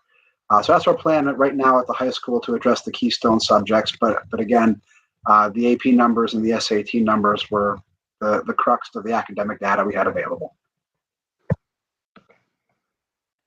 Okay, I'm sorry. I wasn't sure if my microphone was on. At the middle school, I was looking at for last year's data. We did not have the PSSAs, which would have been which is usually our very strongest data to compare. The prior STAR data was not to compare STAR to STAR. It's the different kids. It was not available for me to pull up because we did a changeover and then there was access changes. So not that I'm making excuses. So I wanted to keep it on the forefront of what the kids we're working with right now. Who do we have in the building and what they're doing and where they're at? I think these are the kiddos we need to really focus on and their strengths and their weaknesses, whether it's growth or not. Some of our percentages for just one test were fairly low, but that is what I chose to focus on is this year in this model and trying to do the best that we can for our kiddos. Mrs. Husak, I would just add to that, at our building administrative team meetings and with all of the principals with their respective buildings when they're meeting with their faculties, that we're continuing to look at data, we're continuing to make decisions about where do we go next. We don't want to stay stagnant, we don't want to stay status quo. We know we have gaps to make up, we know we have academic preparation that didn't happen necessarily as it should have in the spring. Coming back into the fall, we know that we have those deficits and we're trying to make those gains back up. So we continually reassess and address how we're going to do that. So I can assure you that in each of the buildings, we do look at that on a consistent basis just to make sure that, we're doing the best for our students to move forward. I have another question. So obviously from the presentation, everything that you're saying, it's clear that we definitely have deficits and everyone, you, the faculty, everyone is working to make them up. In this hybrid model, the parents are 50% of the teacher, not planning the lessons, but in younger elementary students and, even up to middle school, depending on what type of child you have, they're a large part of the execution. So could we talk a little bit about what we're doing to help teach parents to help parents to learn how to make up deficits and work on these things the way that we're working on these things? Like, how are we teaching them, let's say, to teach? Sure. So we understand that families are supporting their children at home. Teachers are providing the lessons and the content, but families are helping quite a bit at home, more so than ever. And, we appreciate all of the help that parents and extended family members are putting into that. We have taken feedback that we've gotten from some of the family engagement meetings and other arenas, and we are trying to create videos if they don't exist already. So we are inventorying the videos that are out there that teachers have created on their own in response to parents asking for help with platforms or how do I instruct in a particular way? So we're looking for what we currently have out there because we don't want to reinvent the wheel. If we have videos that already exist, we don't want to have to recreate them. We want to share those out more widely. And then beyond that, we are looking to do like parent workshops or family workshops in a variety of different areas. So at this point, I'm going to turn it over to Mr. Schneider and Mr. Pine to talk about some of those workshops that are coming up. Sure. I'll jump in on this one. Talking to Dr. Stoker, we kind of got the availability to sort of pull in some teachers and perhaps look at some topics that are of particular consternation as parents are working through this. And, the first one that came to mind, I think, to a lot of us is math, because a lot of our conversations tend to center around a lot of the challenges of bridging the gap between, math as many of us learned it and as students are with PA core math. We're going to address that at some point. But the real biggest concern ended up being something I think, we all addressed, which is helping parents in terms of, how do I address sort of recreating the supports, the learning environment, the schedule, some of those things that just naturally and inherently come with being in the school environment. Things as simple to many of us as positive behavior support and sort of influencing behaviors through positive practices and through routines. And so that actually is what we're looking to tackle first. I'm working right now. We haven't set a date yet. Mrs. Bile, my emotional support teacher at Slatington's, working on a lot of it, on a presentation and a workshop to put out there to provide information, but then also to provide some opportunities for parents to come and, using that information as our common language, sort of work on individual strategies, because everyone's in their own unique situation in this. And so we can put out as many worksheets as we want with all the right answers based on research, but it's going to come down to that interaction and the ability to ask the questions with that language in place. So that's the first one we're looking at. I don't have a set schedule right now. This is kind of still an infant idea that we really are going to rely on the expertise of our teachers in the variety of ways that they have expertise to communicate that and work with our parents. And I can share out a little bit, Ms. Heckman. I mentioned earlier that Mrs. Cromer and I have been working a lot with students and families. Excuse me. We're now into November. Many of the challenges are I don't say all of them, but many of them are no longer technology, people not knowing how to log in. We've gotten over those hurdles. A lot of what I've seen at the primary grades is more related to how do I help my student sit down for more than 3 minutes at a time in front of a computer. And I'll tell you what we're doing right now is really, I mentioned about, politics, and you think big and then you go and shake the hands door to door. Right now, within the past 4 days, Mrs. Cromer and I have met.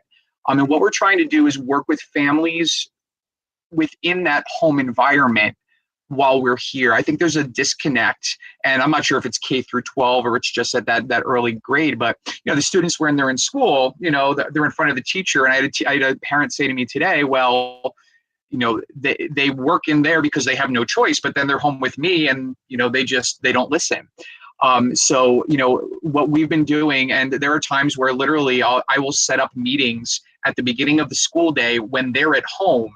Mrs. Cromer works with them within the school day and checks in with them at the beginning or the end of the day and tries to set those expectations. And then all of a sudden they're working at home and it's 9 o'clock in the morning and there's Peters Elementary School principal saying, "How you doing? All right, what are we doing today?" Right? So we're working on that sort of that individual level with anyone who contacts us. A lot of that is what Mr. Pine said, sort of helping parents to work to establish what we do at school, whether it's sometimes you see what a teacher does and it's sort of amazing. It's as I said, and jokingly or partially jokingly, I guess, it almost looks like magic what teachers do, right? When you're with your own kids with two children and you're just like, why won't you listen to me? And then all of a sudden you've got a teacher with 27 people in front of them and like 8 hours a day, every day. And they're educating them, not just, not just keeping them sane within a classroom. And, it's not magic. There are strategies. And those are things that Mrs. Cromer has been reaching out to families. Any family who contacts me, Mrs. Cromer and I have been working sort of on that, one-to-one basis to try to help them out, with a number of different strategies. Thank you so much for explaining everything that you're both working on.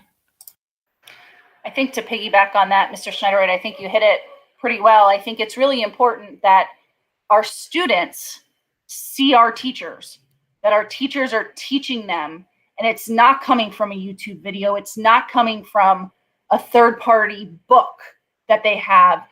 Our teachers are used to, our students are used to our teachers. That's who they're comfortable with. And I think that instruction really needs to be developed and taught by our teachers. That's what they're here to do. And I really think that all the other stuff should be supplements but our teachers should be the ones facing our students every day.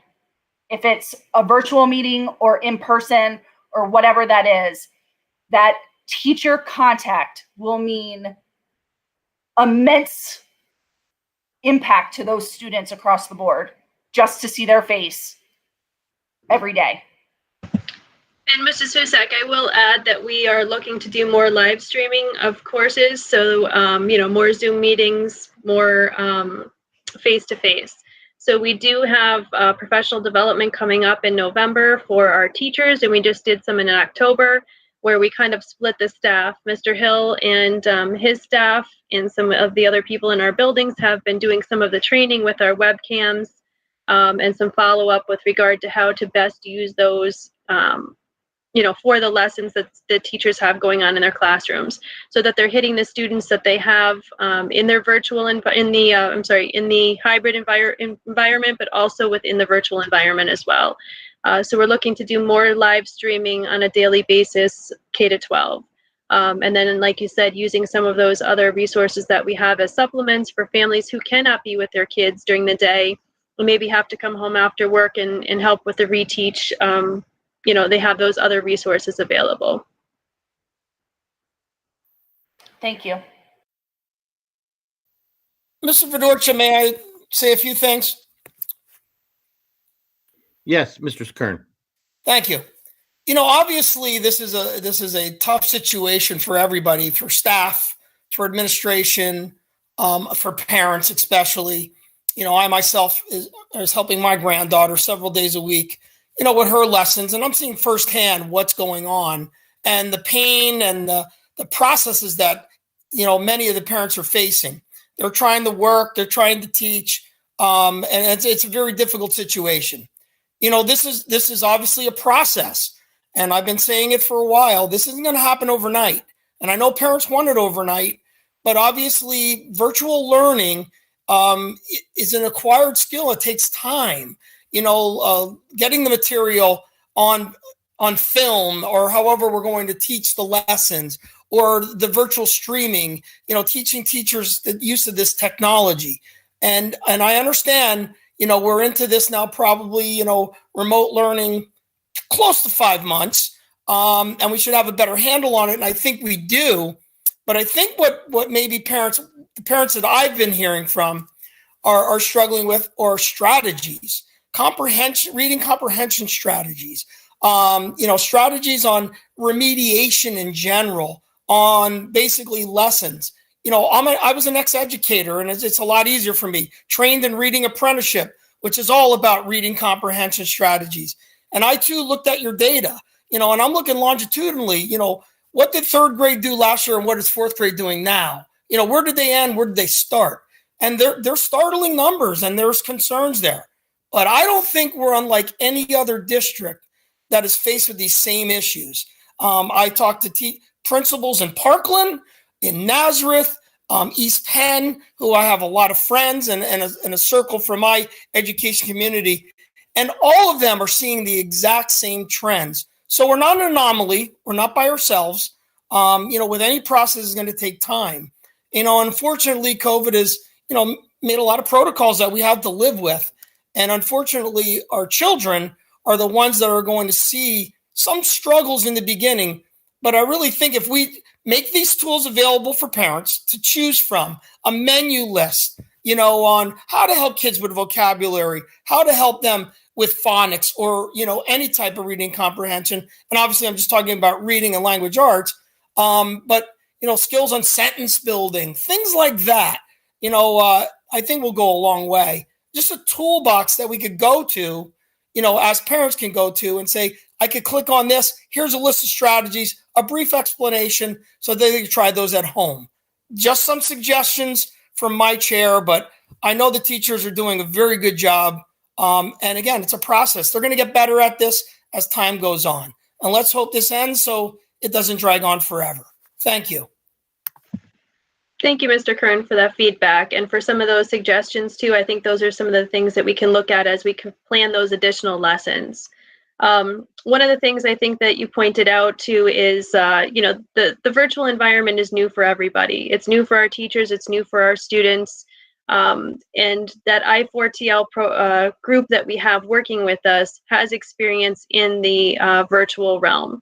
And they've really been helping our teachers and our administrators, everybody in our district, learn what that virtual platforms look like, what virtual education looks like. So they've really been kind of helping us and guiding us through that process. So thank you for that feedback.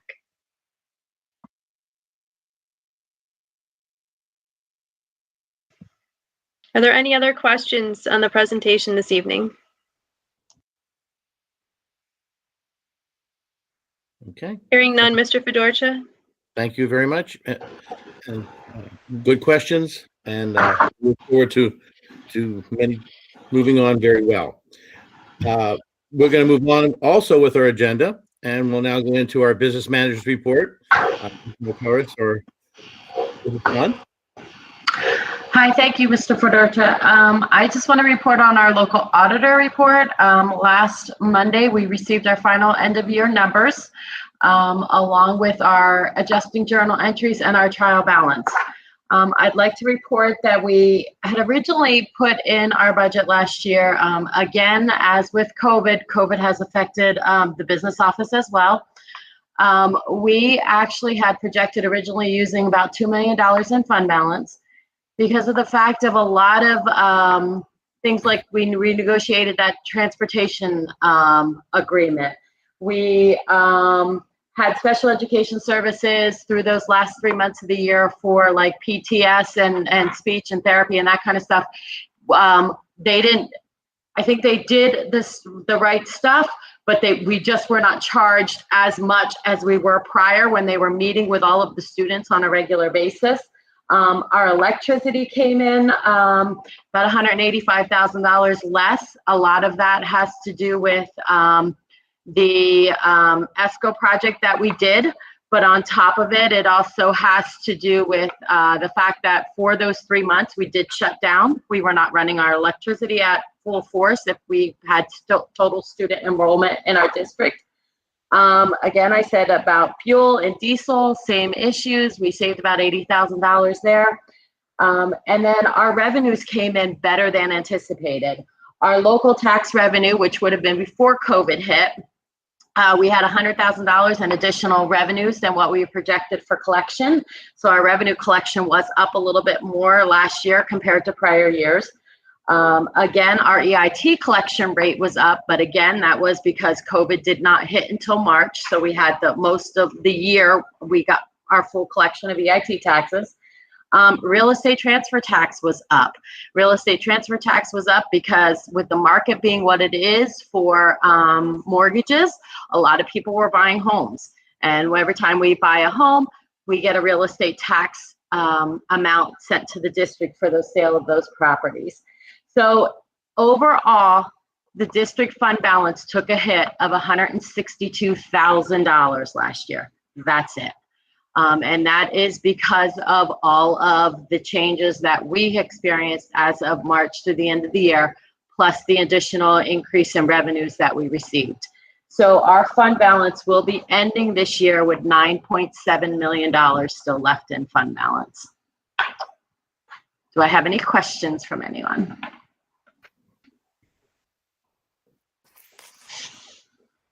All right. Okay. Thank you. Anything else? Okay, then we shall move on. And we're going to move now into our superintendent's report. Mr. Link. Thank you, Mr. Fedorcha. And again, congratulations on your recognition tonight. Thank you. I'd like to share out something that Paige and Aiden already did share out, that the week of November 16th through the 20th is American Education Week. So we know that all of our staff, support staff, administrators are working, they're working hard this year, they're working differently this year, and they're trying to do the best that they can under the current circumstances, and I believe that they are. I'd like to begin thanking you now publicly for all the work that you're doing, but also keep an eye out as we go in through that week for some things to also show our appreciation coming your way. I'd like to remind everyone that December 1st, 2020 is our school board reorganization meeting at 6:45 p.m. Our regular school board meeting will be at 7 p.m. that evening. There are no December committee meetings.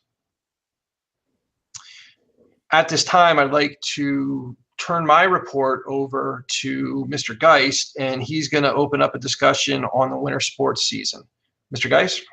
Yes, thank you, Mr. Link. All the board members have, assuming that you've seen the particular proposal from the Colonial League, all the 13-member schools, which were included in that, are looking at modifying a schedule for this winter, and that's ultimately what the topic we're going to look at. So since we're modifying school, we're looking at modifying our league schedules and trying to come up with the best possible answer to run winter sports, which would be our girls basketball, boys basketball, and wrestling programs, as well as winter cheer throughout our winter season. The league is looking at going at about a half schedule. Just so you're aware, normally we have 22 basketball contests. Normally we have 22 competition points for wrestling. With 13 teams in the Colonial League for basketball, we're looking at playing each team one time and spacing it out so that there'd be 12 contests. And in wrestling, wrestle each individual team once for 11 wrestling matches. And the way we have it spaced out, we're looking to go every other day and also have almost a 3-week, it's a little bit somewhere between 2.5 to 3 week complete contest shutdown over the Christmas, New Year holiday, and to give any type of time to allow teams to come back and practice in their pod. That seems to be a popular word these days. So the reason they're looking at doing that as a league, as member schools, and we're looking for a vote on Thursday, is with the spacing. If any of the teams do come up with a positive test, then we're able to only affect a minimal amount of teams in a league and would work through that all the way through the winter season. So again, looking at a modified schedule, there's some other options, but again, the vote is coming Thursday, and look again to modify our entire schedule. So I'll open it up for any questions from the proposal that you have in front of you. Mr. Geist, can you put out some of the specific dates, practice start, competition start, holiday, what the traditional winter break looks like, just a little bit more of the specifics? Sure. Thank you. November 20th is the PIAA start date for all winter sports, and that's statewide start date. And generally, the first competition date is December 11th. And on that opening weekend, we normally play in a tip-off tournament outside of our area. And from that point, we normally have contests. Sometimes we'll play back-to-back. Sometimes we'll play 3 or 4 games in a week, depending on the schedule. And we'll go all the way up to normally the day before Christmas Eve. And then from that point, we'll have basketball tournaments. Lehigh normally runs a girls basketball tournament. We have the Rotary tournament here at Northern Lehigh over the Christmas break. So we'll have contests in a normal year over that period of time. And then we would resume as soon as school resumes in 2021 or new year, we would resume with contests. So what we're looking at here, since we'd have a reduction in the amount of contests, again, going from 22 down to 12 basketball games, looking to space those out, we would start on December 11th with league contests and then run that all the way up to basketball games up to the 22nd, and then suspend league contest until January 12th.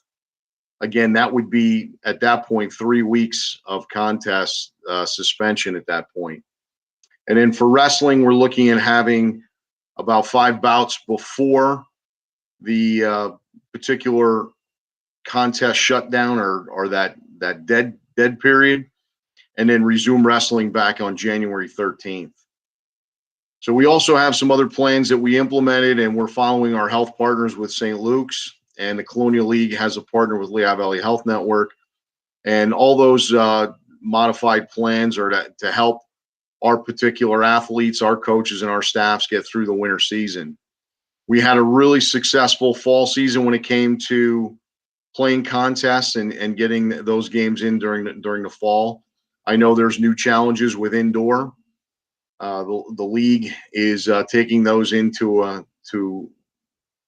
under thought in that aspect, and we think we have a pretty good proposal as a league that we're looking for members to support. Does that help you, Mr. Link, with particular dates? It does help, and what I'm hearing you say is, just like our school year is modified, right? We have a hybrid schedule in place. It's far from normalcy, but we have kids in the building functioning, and then we have some students at home. So we're looking at a modified method of instructional delivery. I'm hearing that the Colonial League is recommending a modified sports schedule, kind of trying to parallel what we're doing in the school buildings. Is there a recommendation from the Colonial League on spectator attendance, knowing now that events are going to be indoors? Yeah, the Colonial League is going to follow the varsity football, volleyball model that was done in the fall. Due to the number of spectators that we normally have for basketball, wrestling contests, we're going to follow the home spectator rule, and in that case, limit the number of people just to home spectators. And each school would make that determination on how many tickets, and based on their venue. There's a different number size gyms in the Colonial League, from some small schools like, say, Penargil, to some larger school gyms like Southern Lehigh and Catasauqua that might be able to have a few more fans. We fall in the top third. We seat about 1,100, where Southern Lehigh seats about 1,500, and Penargil seats about 600 to 800, somewhere in that ballpark. So the league is going to follow the varsity football, volleyball model, limiting visiting fans, and then allow home schools to determine the number of tickets or the number of home spectators, whether that number is 0, whether that number is 1 per player, 2 per player, or however each home school district wants to make that determination. And that would all follow in line with the governor's order on event occupancy capacity. Yeah, that is correct. It's challenging. We would fall under the specific percentages and then base that on our facility. Again, we'd have to include officials, game help, all the players and coaches. And then from that point, whatever we have left, again, we have to stick under that particular number based on our capacity and that specific percentage. Thank you. Mr. Geist, I have a quick question or two. During that 2-week period of time where there's a shutdown in competitions, obviously I think practices will still be going on. That is correct. Yep, Okay. that is correct. And as far as officials are concerned, and I'm specifically going to talk wrestling officials, there's a concern there. Obviously, that close contact, a little different, than the other sports. Quite a few officials are choosing not to officiate, and that's the word I'm getting. As the Colonial League wrestling assigner, that's somewhat of a concern. Has there been a discussion on limiting the number of officials going to a venue? For instance, we have a JV basketball game and then a varsity basketball game, two officials for each game, which would be 4 individuals. Has there been any talk about limiting that to 2 officials to do both games? Just to, I don't know, less people in the area, less environment, less chance of contact and spreading and so forth. Sure, those are also additional challenges. And right now what we do is we normally have 2 officials for our freshman/junior high JV doubleheader. So let's say on a Tuesday night, we're going to play an opponent, and we normally for the boys have a triple header. We'll play a freshman / junior high boys basketball and JV, then a varsity. So we're kind of getting the best at that particular point because we're going with 4. So two of those officials will work a junior high JV doubleheader, and then we'll bring 2 fresh officials in for varsity. we'll have to speak with the basketball assigner. That could be possibly done with JV varsity basketball, since those are double headers.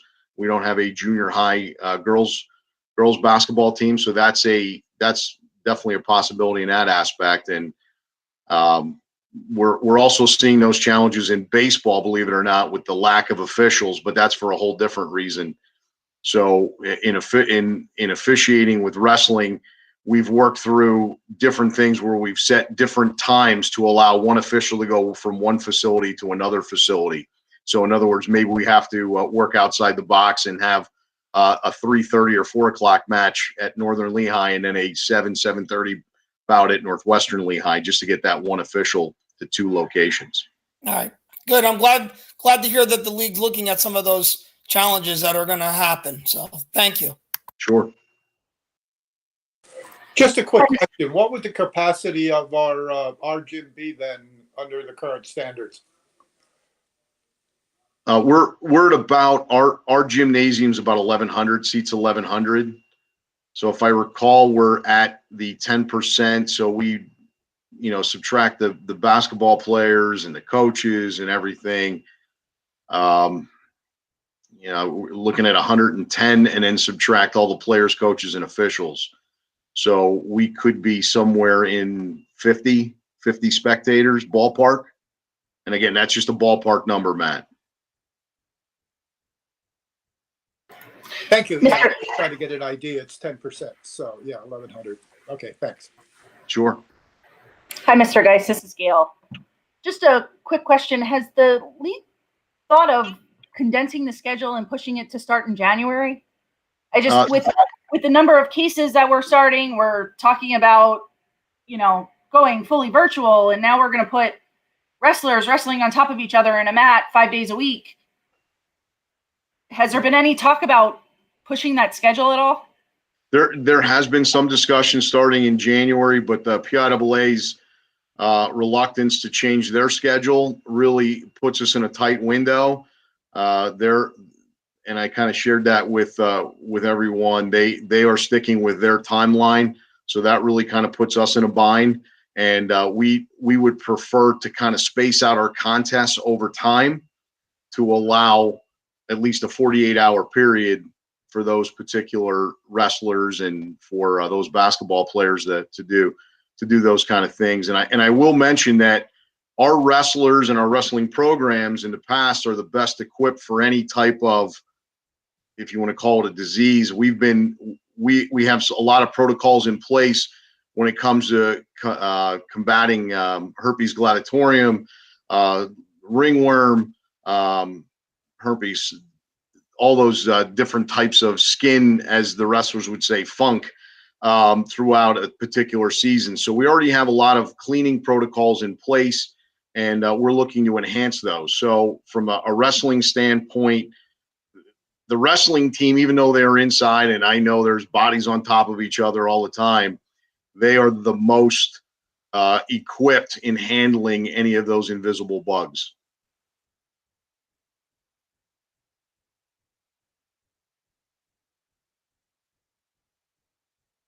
If you say so, Mr.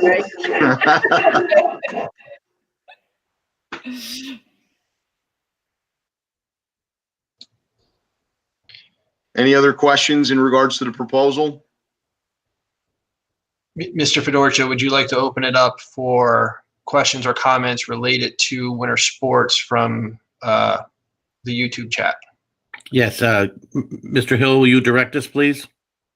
Yes. We have quite a few questions, comments. The first is, how can we have sports with physical contact, yet we can't teach in person? And I will say that just to save a little time here, if you go down through the comment section, there's quite a few comments basically saying the same thing about how can we have sports, but yet we can't teach in person, things of that nature. So maybe you just want to address it as a whole at this point rather than going through each individual question. It's basically the same type of question and comment. Yeah, Mr. Hill, if you can, I mean, I know it's going to be probably sometimes very difficult to go through all that. If you could consolidate that so that we're not answering the same question more than once, and to save time and making sure that all questions can be asked. Thank you. Go ahead. I'll comment on just athletics. We can only go with the data that we have from this past fall, and we've had close contact with football, and we've been very blessed and fortunate not to have any particular cases and contract any cases from any other teams. So from an athletic standpoint, we're following our data in regards to our close contact again with football. Wrestling may be a challenge. I know there's some things that are out there, some particular events in wrestling that have been held that we haven't endorsed, that we're not really aware of. So any type of spread in that aspect. So again, we're following our health partners' recommendations, and we're looking at the data we have from this past fall, and we're going to try to continue that, and hopefully continue athletics throughout the winter season and have positive outcomes, because we know that athletics combined with education allows our students to perform better in the classroom, or in this case, the virtual classroom. And believe it or not, educationally, we were able to help some students academically this fall get their grades up with help of some of our coaches. So from an athletic academic standpoint, that's where we're at, looking at data from the fall. I won't speak about in the classroom and that stuff, so I'm going to leave that off to the side. So maybe respond to that a little bit as well. Mrs. Husak, I share your concerns in particular about wrestling. We are working within the recommendations and the confines of our medical advisors, our trainers. For us, it's St. Luke's University Health Network, and also within the guidelines laid out from PDE and the Department of Health. That being said, I do share that concern in particular for the sport of wrestling. But I also agree with Mr. Geist that the data supports that our screening and our protocols put in place for the sports resocialization plan so far have been effective for Northern Lehigh. We are educating students in the building 50% at a time. I know that nothing replaces our teachers. In-person, live instruction, I fully agree with that as well. However, we have to work within the parameters that we can right now. As schools continue to close around us, as recently as 2 more local high schools this evening, we are doing the best that we can to avoid a full closure. We do not want to go fully remote. To some extent, that's going to be out of our control. The things that we can control are our protocols, and I think that we can do that in the sports arena like we can within our school buildings. It's going to require things to look differently. There's going to be restrictions in place, and there's going to be a lot of modifications. I think we're trying to strike a balance between sports, extracurriculars, instruction, teaching and learning, safety and health, and it's there's no one size fits all single answer for all of those domains. So we're trying to navigate each domain simultaneously. One more question. Andreas Hassold asked, what was the outcome of the meeting with the athletic directors, and how will that open up the possibilities for NLYAA activities such as basketball and wrestling? I can comment. We met as athletic directors last Thursday, and that was more or less to refine the current plan that's going to be voted on this Thursday. There was minimal, almost no changes to the current plan. Most of the discussion had to deal with spectators at home facilities. So Thursday, if the Colonial League and all the member schools elect to move forward with this proposal, then at that point, we will have schedules that are provided for all of our member schools. And then at that point, we would then be able to schedule all of our varsity, our JV, our junior high, middle school programs. And at that particular point, if our buildings are still open, at that point, we would then be able to share those availabilities with the NLYAA as long as everybody here in this virtual room is okay with that. Mr. Geis, can you talk a little bit about the Colonial League? Well, first I'll share that at our Building and Grounds Committee meeting last Wednesday evening, I had stated that my firm recommendation would be if we are forced to close the schools to in-person instruction, that I would not support practice or competition going on. Ultimately, I would take that direction from the school board, but that would be my recommendation. If we're forced to close, we need to close, and that includes extracurricular and sports. What is the Colonial League's position on if schools are forced to close, as far as any sporting activities continuing? The league is there more or less to provide schedules for all of our members to play contests. So that would be up to each individual school as they get recommendations from the Pennsylvania Department of Health and any of their particular medical partners. So if that's the case and we have to shut down, I would also look in support of shutting our practices down if we have to shut our school down. So if it's widespread in that aspect, then yeah, we have to shut everything down for whatever the specific time period is. If it's an isolated case, then we have to kind of play each case on its own merits. So as a league, they're not going to police each individual school district. That's going to be each individual school district's decision to make upon with the school, their medical partner and the Department of Health. And just like the fall, there will be no penalty for not completing all of your contests. District 11 is allowing schools to offer a waiver if there is any type of C19 issues, and they're using the same fall formula. If you look at our soccer season and our girls who had a phenomenal season, were able to make it into the playoffs, and they played a lot less games than some of our Schuylkill League counterparts. And we had a different start date, and we were able to make those games up, and we just try to fit that in the window. And District 11 Colonial League are aware of those particular issues and are not going to penalize schools, especially in this particular scenario. Is there any discussion, Mr. Geis, about playing? What's the league's position on like non-league games? They're going to maintain the same position they had in the fall. A number of schools are going to just stick with this Colonial League schedule. There may be a few other schools that are a little bit more aggressive and want to play some non-league games. Some of those schools are not in our county. They're significant distance away from us. There may be a school or two in our county that may want to play, and some of those are private schools with a little bit different philosophy.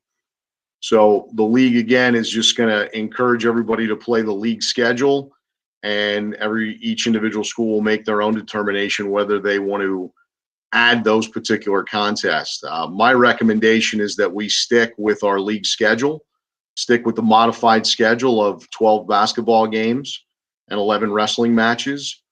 And that spaces out our entire season. We have a nice break over the winter break that we don't enter any tournaments. So we're not outside of our particular area. We stay within our quote unquote pod and just limit travel as much as possible and play those contests and space them out as we can go through the winter season.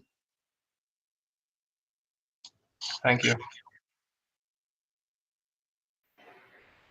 I think just to comment, I think made this comment when we started in the fall that I think the extracurricular activities for our students are imperative with what's going on in today's landscape. If we're unable to bring these students back in 5 days a week, the thing that we have to be really concerned about is, as I mentioned a little bit earlier, the mental health states and the socialization and the depression that is coming with some of what's going on.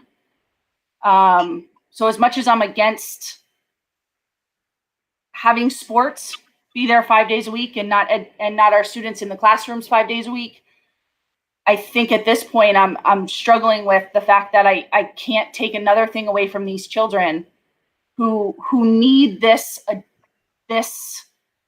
socialization, just the mental health that we're causing across the board is substantial. And I think we really need to be aware of it and take it into consideration as we really start making decisions and thoughts on education and sports in general.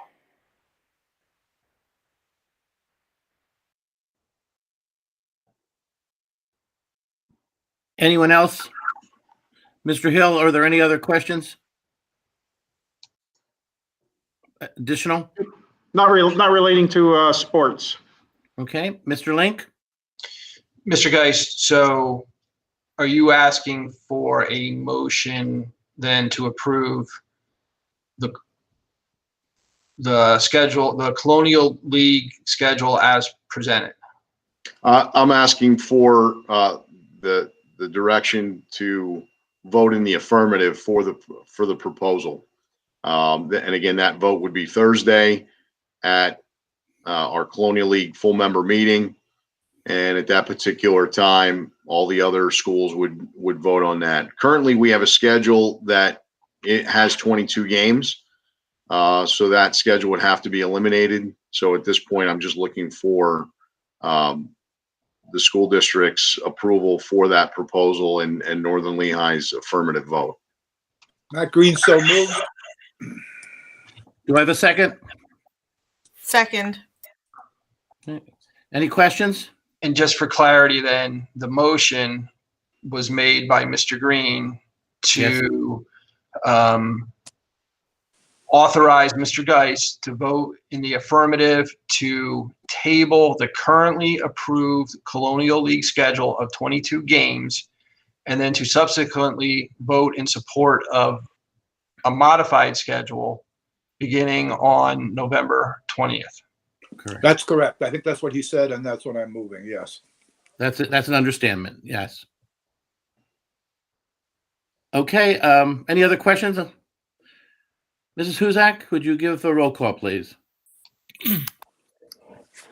Sure. Mr. Green? Yes. Ms. Heckman? Yes. Ms. Husak? Yes. Mr. Keegan? Yes. Mr. Kern? Yes. Ms. Colt? Yes. Ms. Martineau? Mr. Disler? Yes. Mr. Fedorcha? Yes. Motion passes. Thank you very much. Mr. Link? I'm Mr. Fedorcha, if I can then just go back, there was a question from Mr. Hassold about the local youth athletic association using the facilities. My understanding then is in alignment with the conversation that happened in building and grounds facility. Once the varsity JV and middle school schedules are approved, we'll see what time slots are available and then open it up to NLIAA for their usage. They will be required to follow our safety and health guidelines as well. Is that the understanding of the board as well? I don't know that we need a motion on that just yet, but are we comfortable with that? I would speak for the board at this point, unless somebody has a different, is yes, because I think that was addressed at the building and grounds, and that was supported then, Mr. Link. So I would say that would be correct. Thank you. Mr. Geist and Mr. Durr, does that give you enough direction then moving forward when we get to that point in the scheduling process for NLIAA? For me, it does. I won't speak for Mr. Durr, but for me, it does.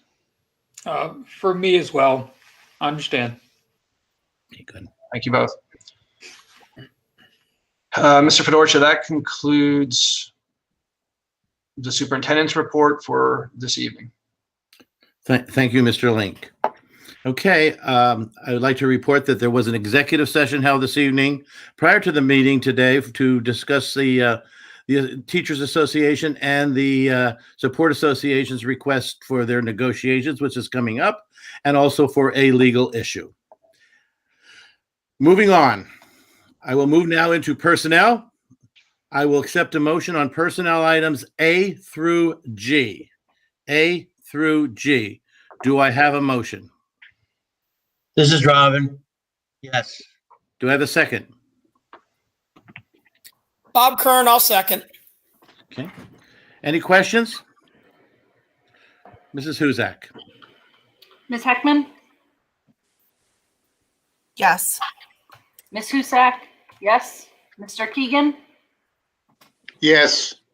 Mr. Kern, Yes. Ms. Culp, Yes. Ms. Martineau, Mr. Disler, Yes. Mr. Green, Mr. Green, Yes. thank you. Mr. Fedorcha, Yes.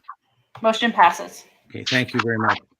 Moving along then, I will accept a motion for the policy items A and B, which are both first and second readings. Do I have a motion to approve A and B of the policy? This is Donna. So moved. This is Gail, second. Okay, any questions? Seeing none? Roll call, please. Gail, Ms. Husak, yes. Mr. Keegan, Yes. Mr. Kern, Yes. Ms. Culp, Yes. Ms. Martineau, Mr. Disler, Yes. Mr. Green, Yes. Ms. Heckman, Yes. Mr. Fedorcha, Yes, motion passes. thank you. Are there any conferences? Any curriculum and instruction? Any old business? Mr. Fedorcha, may I make a correction, please? Yeah, sure. The policy was actually A, B, and C. There was a letter C there. Oh, I apologize for that. That was not on my list. I do apologize. So I will take a motion on C then. So moved, Matt Green. Do I have a second? I'll second Bob Kern. Okay. Any questions on item C? A roll call, please. Mr. Keegan, Yes. Mr. Kern, Yes. Ms. Culp, Yes. Ms. Martineau, Mr. Disler, Yes. Mr. Green, Yes. Ms. Heckman, Yes. Ms. Husak, yes. Mr. Fedorcha, Yes. motion passes. Okay, thank you. Then again, I'm assuming conferences, curriculum, and old business, there are none. We'll move into new business, and I will approve the new business item, which is a recommendation for the Buildings and Ground Committees. Do I have a motion to approve? This is Robin. I approve. Do I have a second? Bob Keegan, second. Any questions? Mrs. Huzak? Mr. Kern, Yes. Ms. Culp, Yes. Ms. Martineau, Mr. Disler, Yes. Mr. Green, Yes. Ms. Heckman, Yes. Ms. Husak, yes. Mr. Keegan, Yes. Mr. Fedorcha, Yes, motion passes. thank you. Moving on to financial, I will accept the financial items A through J. A through J. Do I have a motion to approve? This is Donna. So moved. Do I have a second? Do I have a second? Bob Keegan, second. Okay, any questions? Mrs. Huzak? Ms. Culp, Yes. Ms. Martineau, Mr. Disler, Yes. Mr. Green, Yes. Ms. Heckman, Yes. Ms. Husak, yes. Mr. Keegan, Yes. Mr. Kern, Yes. Mr. Fedorcha, Yes, motion passes. thank you very much.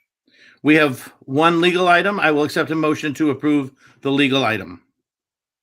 Do I have a motion to approve? So moved, Bob Keegan. Do I have a second? Second, Bob Kern. Any questions? Mrs. Huzak? Ms. Martineau?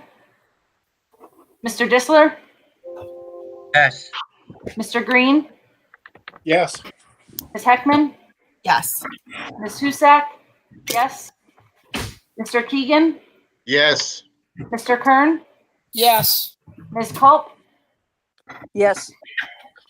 Mr. Fedorcha? Yes. Motion passes.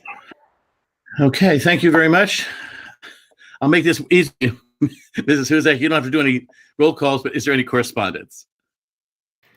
There is none at this time. Okay, thank you.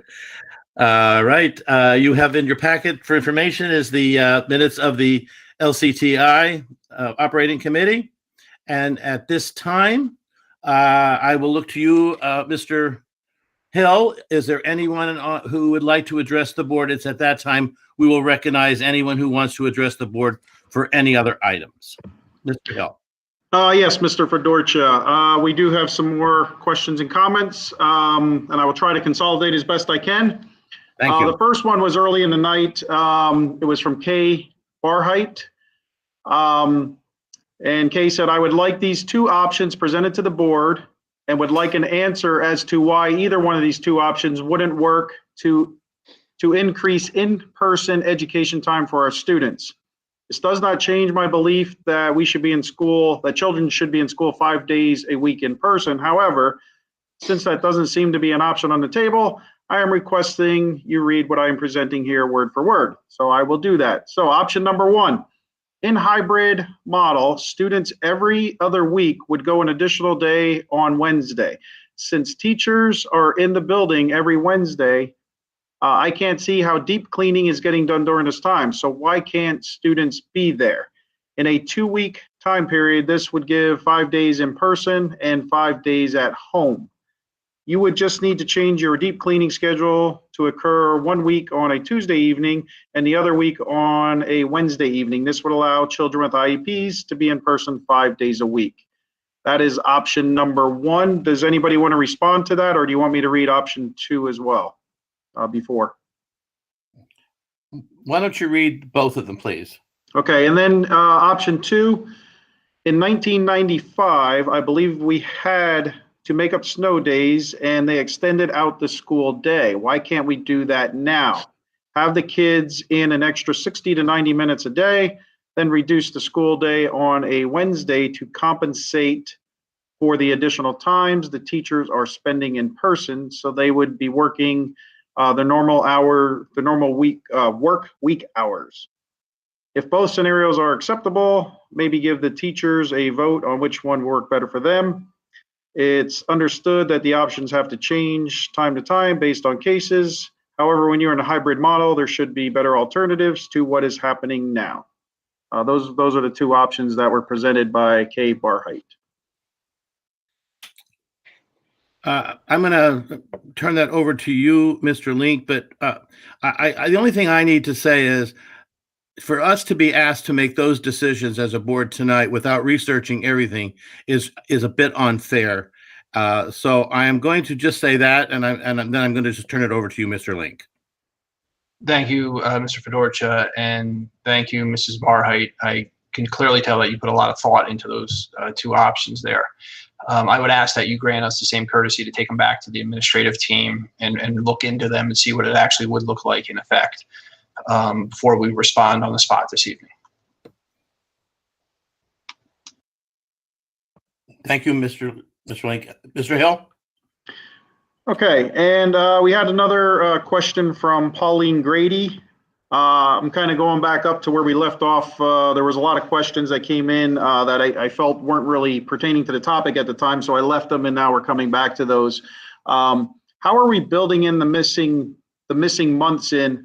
Most of the kids have no idea what is going on. I'm not sure how else we as parents need to say this, but they feel this model isn't working. So essentially, are we building missing time somehow into the student's education. I fully recognize that there are some parents in the district that believe that this is not working. I also know that I get emails supporting what the district's doing. I know that it is a divided situation. As far as adding time back in, we can't extend the hours in the school day currently. We would have to work with PDE if we were going to look to extend into the summer or something like that, or look at a revised calendar. That being said, I agree with you, Mrs. Grady, that there are our students learn best in front of our students. We're trying to balance that with our health and safety plan. Scratch that. Our students learn best in front of our teachers is what I meant to say, not our teachers learn best in front of our students. Thank you, Mr. Link. Mr. Hill. Yes, and then I'm going to read another comment question, but this came up throughout the evening, so maybe we can address it as a whole here. Ariel Sly, during a conversation, said, yes, give the parents a choice. We want the option for 5 days. This isn't a mandate, it's a recommendation. Parents can't work and teach at the same time. And again, the same theme, I'm not going to read them all, but basically the same thing came up quite a few times by comments and questions throughout the evening about parents wanting to go to some also said 4 days, some said 5 days, but I'm going to let somebody respond to that. Mr. Link, would you like to? Sure. Again, thank you, Mr. Hill. And I'm sorry I missed the name of the community member that said that. It was Ariel Sly. Thank you, Ms. Sly. Again, right now, our goal is to keep the buildings open at all. It's a struggle every day, even with coverage and staffing in every single one of our buildings. Where we are stretched very thin when teachers are out, when support staff is out, when administrators are out. And the whole entire team has done a phenomenal job just trying to keep the doors open. That's the state of operations that we're in right now. Again, I just point to this evening, school buildings around us continue to close. Our goal is to keep the doors open, in some cases, another day, another week. Again, I will agree that nothing replaces our teachers. They are trained, minimally 4 years to do what they do. Many of them 8 years, 10 years, 12 years. It's hard to compete with that quality of direction. And right now, the focus of all those teachers, administration, and students is just trying to get through each day. Matt, can you please explain what, as a part of your answer to this question, can you please explain in the buildings how being hybrid protects us, given the CDC guidelines? And can you explain what the county recommendation was versus what we are doing with other superintendents from neighboring districts as of your letter last week as part of this answer? Why are we not 5 days? Because of X, Y, and Z. I think those are parts of the answer too. Important reasons why we're not. Sure. So the recommendation from the state, from the Department of Education, was that all school districts, charter schools in Lehigh County go to 5 days fully remote. Collectively, the superintendents in the county, including myself, said no. We said we want to continue in the current model of whichever it is for that particular school district. For us, it's the hybrid model with a 5 day a week online option. For other districts, they were already fully online. Other districts, they were a staged implementation. each district decided to try to go with the model to stay status quo, basically. Since those letters went out, some of them are already having to alter their course. We believe that the hybrid model is being successful through the health and safety lens because we're able to get to the 6-foot social distancing within the classrooms. We know that our students and faculty are following the face covering guidelines. They are constantly washing and sanitizing their hands. We are able to limit the ridership on our school buses and vans. We have a natural divide for when we have to do contact tracing, which we've had to engage in, to say we can eliminate this group of students because they were not even in the buildings. So in some ways, there's kind of natural transmission gaps that are in place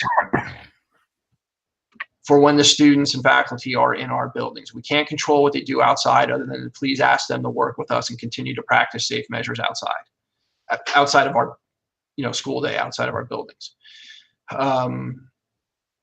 But with all those mechanisms in place, we're able to control, we're able to limit potential exposure within our building. And again, and I keep going back to this because this is the level that we're at right now. We're just trying to keep the doors open 5 days a week for the hybrid model. It's not a good feeling, but it's how we're operating right now.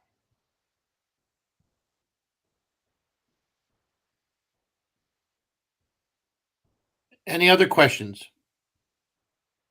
Okay. Yeah, we do have another one from Andreas Hassold. He said, or he asked the question, will there be an update and presentation of the survey that was conducted back in September? That survey was shared out at the beginning of the October Education Policy Committee meeting. If you go back and look at the archive of the NLSD for You Media YouTube channel, I don't have it up here in front of me. I want to say October 7th, maybe. But there was a slide deck presented there with the results of that survey. Okay. Okay. And then there's a few more comments again about the 5 days a week. Medita Bender said that it seems there is a lot of information that's not being shared with the parents. It is not our goal to be combative, but is impossible to work with the board when we are kept in the dark. And then in addition to that, she asked a question, our request to create a committee with parent representative would have helped with the issues. How can this communication gap be resolved?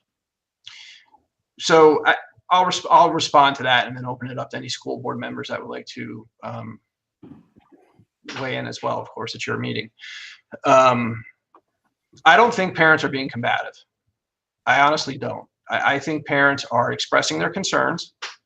Some of them are expressing support of the decisions that the school district is making. Some of them are expressing dissatisfaction with it. I don't interpret any of it as combative. I can interpret it as communication. We do have minimally 6 opportunities for public comment in a month, except for December because we don't have committee meetings. We have 4 public committee meetings every month, the first Monday and Wednesday of each month, and we have a school board meeting every month. And there are opportunities for parents to provide, parents, guardians, community members, business owners, anyone associated with Northern Lee High School District to provide input at those meetings. Okay, and then Ashley King said, can we at least get a survey out to see what percentage of the people would want a 5-day and then go from there? I'll look to the direction of the school board if they would like another survey sent out to the community. I'll take your direction on that.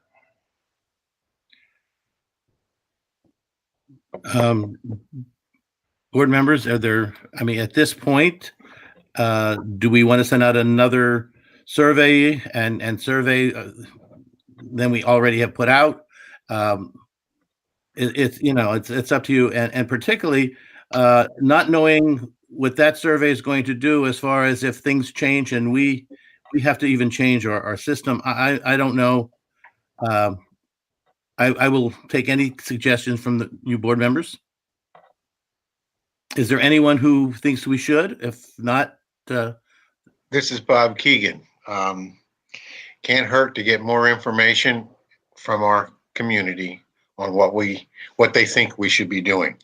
What we do with that information is then part of another discussion. So it can't hurt to get more data. okay. Any other board members' comments?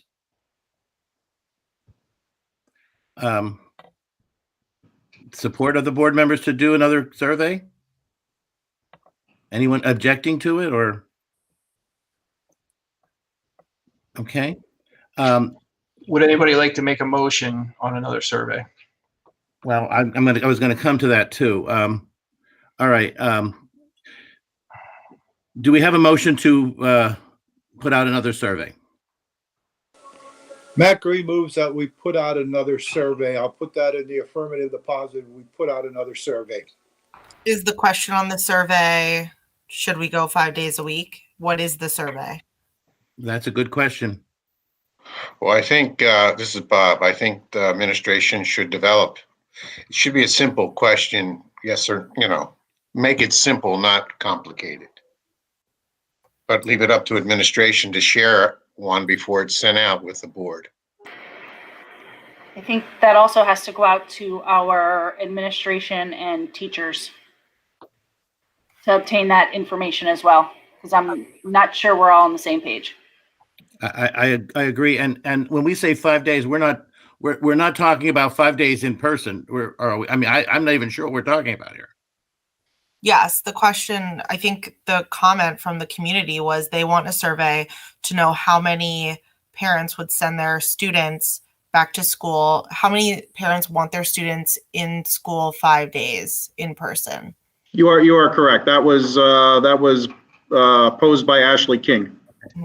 Let me ask this question then. If we're saying have all of our students in 5 days a week to school, is that what we're saying? I would like to know then, how do we have our classrooms fit to follow all the other things? I mean, that's why we're doing only 2 days a week right now for two different groups, is because we don't have the classroom or the teachers to separate as we need to do with the state requirements. Am I correct, Mr. Leak? If all students came in 5 days a week, there would be no social distancing in the classrooms or in the on the buses. Which we cannot. Which we can't do. Yeah. I believe I made a motion, Mr. Fedorcha. If we get a second, we can have discussion. If there's not a second, then the motion dies and we should move on. I agree, Mr. Green. Go ahead. Do I have a second?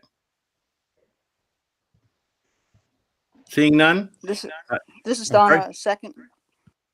Okay, Mrs. Culp. Now we can have continued discussion. Go ahead. Wow, I think we're going down some dangerous waters here. If I was a parent, I want my kid in 5 days a week. But are we also then going to say I'm going to disregard what the recommendations or the mandates are from CDC? I mean, I get it. I totally understand. Believe me, I am for all day, every day. I mean, there's nothing, you cannot replace the teacher. That's where the rubber meets the road. I mean, we all know that. We all recognize it. But then are we on the same survey going to have to say, you realize we are disregarding the recommendations that have been set forth by the CDC, and that opens up a whole line of litigation for our school district. And I believe we have some leeway on, legalities if we are in the guidelines or were not egregious against the guidelines set forth by CDC. And that's a concern of mine. I agree with that. And, you know, at this point, the guidelines right now that are out there, even for our county, is to go totally virtual. Now, the other thing is, here's my concern with the survey. If we do a survey, and I would be willing to bet everybody wants their kids back in 5 days a week. If that survey comes back in a unanimous decision by the parents, but because we cannot do it, then we're going to have to say to the parents, we don't agree with you. We don't care about your, I don't know what the survey will do, if it could even hurt our district even more. So that's just mine. I'm torn. I'm a little confused at the comments that we are getting about lack of communication. I'm not sure where that's coming from, and that's my confusion in all this. What hasn't been communicated? What hasn't been transparent? I know Mr. Link has sent out several letters that are pretty descriptive of where we're at and why we're doing what we're doing. There is no hidden agenda. I mean, I don't know how much more honest we can be. We're trying to keep our students and our staff safe, as any work environment is. That's why many of our parents are working virtual now, is because their companies decided for safety reasons that they were going to separate and follow the 6-foot guidelines or make their employees as safe as possible. How would we be any different with our students and our staff? I just don't understand what the communication issue is. Maybe that's what I'm most confused about.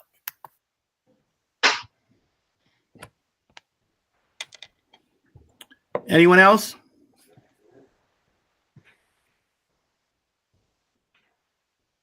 Anyone? Can you hear me? Yes, sir. Okay, because I lost something on my screen, so I don't see anything. But then I'm hearing quiet here. So we have a move. It's been moved and seconded. Roll call, please. Mr. Disler?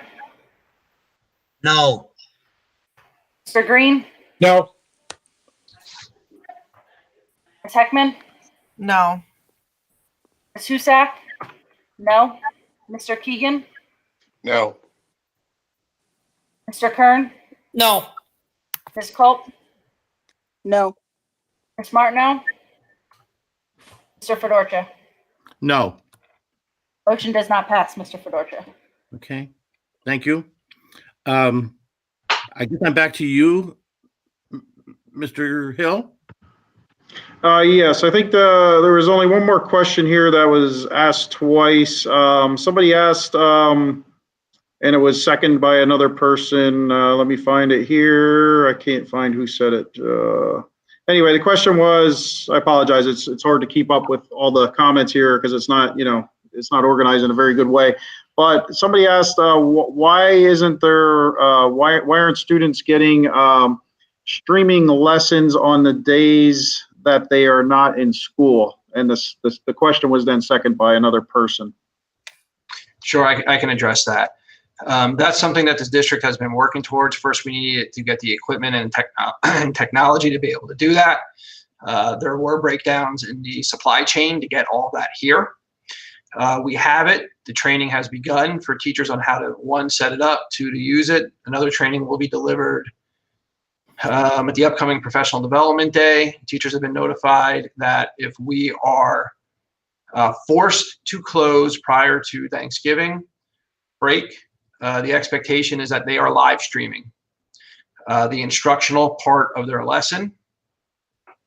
That does not mean if the lesson is 45 minutes that they're live streaming 45 minutes. It means they're live streaming for the instructional part of it, and then the students and children can go work and then come back on for the next period. After Thanksgiving break, if we're still in the hybrid model, the expectation is that teachers will be live streaming from their classrooms. So the children that are home those 2 days can then watch the instruction happening in the classroom.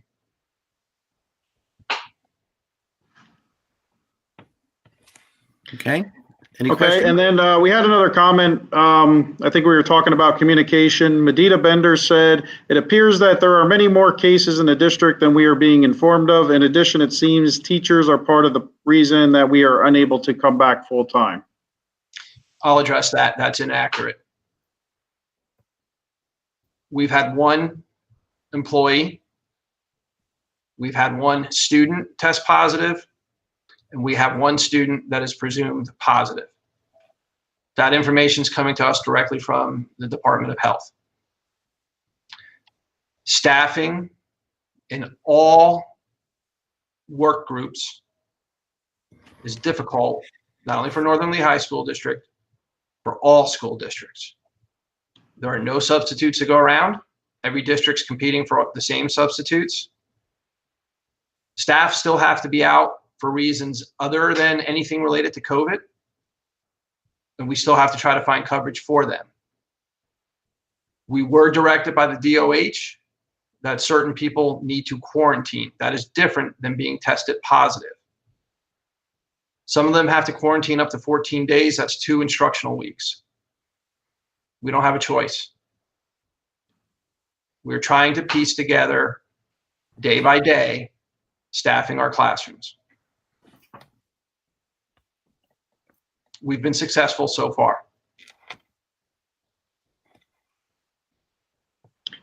Okay, and then I'm going to ask another question. This has been addressed before, but it's being asked over and over again. So Justin Jackowitz said, why is it okay to disregard recommendations for sports, but not kids to be in school 5 days in-person instruction? I know we touched on that back in the other discussions, but it keeps coming up over and over again. Sure, we're trying to strike a balance between extracurricular, sports, instruction, health and safety. We're following the guidelines that Department of Health or PDE is not saying to discontinue sports. They're saying it's a recommendation to close schools. We're trying to keep schools open. We're hearing from the community that they want schools open. We're trying to keep them open in a hybrid model.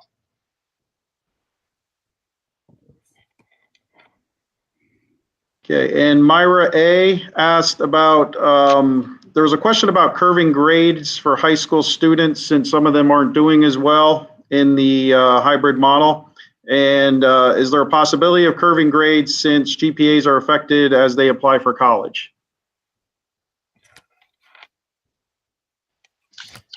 I think that's a conversation we would have to have in much more detail with our building principals, Dr. Stoker, Mrs. Dada.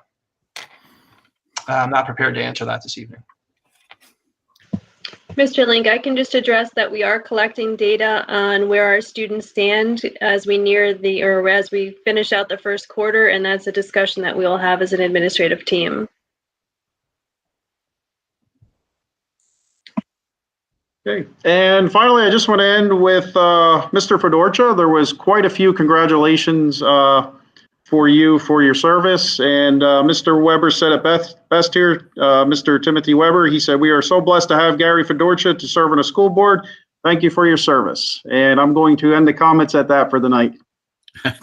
Thank you, everyone. And I do want, is there any board members who'd like to say anything else before I start to close? I have one comment, Gary, and I've been vacillating on whether I wanted to say this or not. And I don't want to go down a rabbit hole, but I want to, maybe I want to pick on the board a little bit. And I'm keeping hearing this conflict about communications and stuff like that. And I guess I see and I hear parents, you know, who want to communicate with the board. They're passionate. They want to talk about their children's education. And our response to them is to, well, you know, stream the committee meetings, listen to the board meeting online, et cetera, and that's all good. But when they want to deliver their passion and tell us what they're really feeling inside, what do we tell them to do? We tell them to go to the chat line. And I guess if I was a parent, I'd be a little frustrated with that. I'm not sure that's right. Something inside tells me that we got to go back to the old system. And I mean, I've been at board meetings that have gone on for hours where parent after parent or student after student, teacher, whatever, have just kind of waxed on about their concerns, and they've done them verbally, passionately, not via printed matter or something that's repeated. And I'm just wondering if we as a board should not be looking at some kind of a way, a new method, so that when people call in with questions or comments, we can hear them directly instead of having them lumped together and repeated. I realize it's more convenient, but are we missing something there? Is that the concern and frustration that I'm hearing with parents because they ultimately can't deliver their passion to the board, but rather they go through a chat room? And I'm wondering if we shouldn't try to clear that up. I'm not making a motion on this one. I'm just making a comment, and I'll let it go at that. But I don't know. Thank you, Mr. Green. I'm assuming we can have a little chat with Eric in the future as to see if there's possibilities if we need to do that way. So again, thank you again for your comment. Anyone else from the board? Okay, seeing none, I first want to thank every parent and every person who was on our chat to bring these issues here. It's important. We're here to listen to you. We really are. You may not think so sometimes, but we are. I want to thank you all for participating tonight. We did not go into another day yet, so we're still within the first. But it was a long meeting today. It was a productive meeting today. I think it was a very good meeting today. We heard a lot of things, and I do want to thank every one of you for that. I want to thank my board, and I also want to say to everyone, have a very happy, safe, and Thanksgiving. That's it. And I will now ask for a motion to adjourn. Do we want to adjourn? So moved. Bob Keegan. Do I have a second? Bob, No. second. Roll call, please, for the last time for tonight, Mrs. Huzak. Mr. Green, Yes. Ms. Heckman, Yes. Ms. Husak, yes. Mr. Keegan, Yes. Mr. Kern, Yes. Ms. Culp, Yes. Ms. Martineau, Mr. Disler, Yes. Mr. Fedorcha. Yes. Motion passes. We're adjourned. Thank you very much. Again, stay healthy and stay well and stay safe, everyone. Good night. Good night. Good night. Good night, everyone.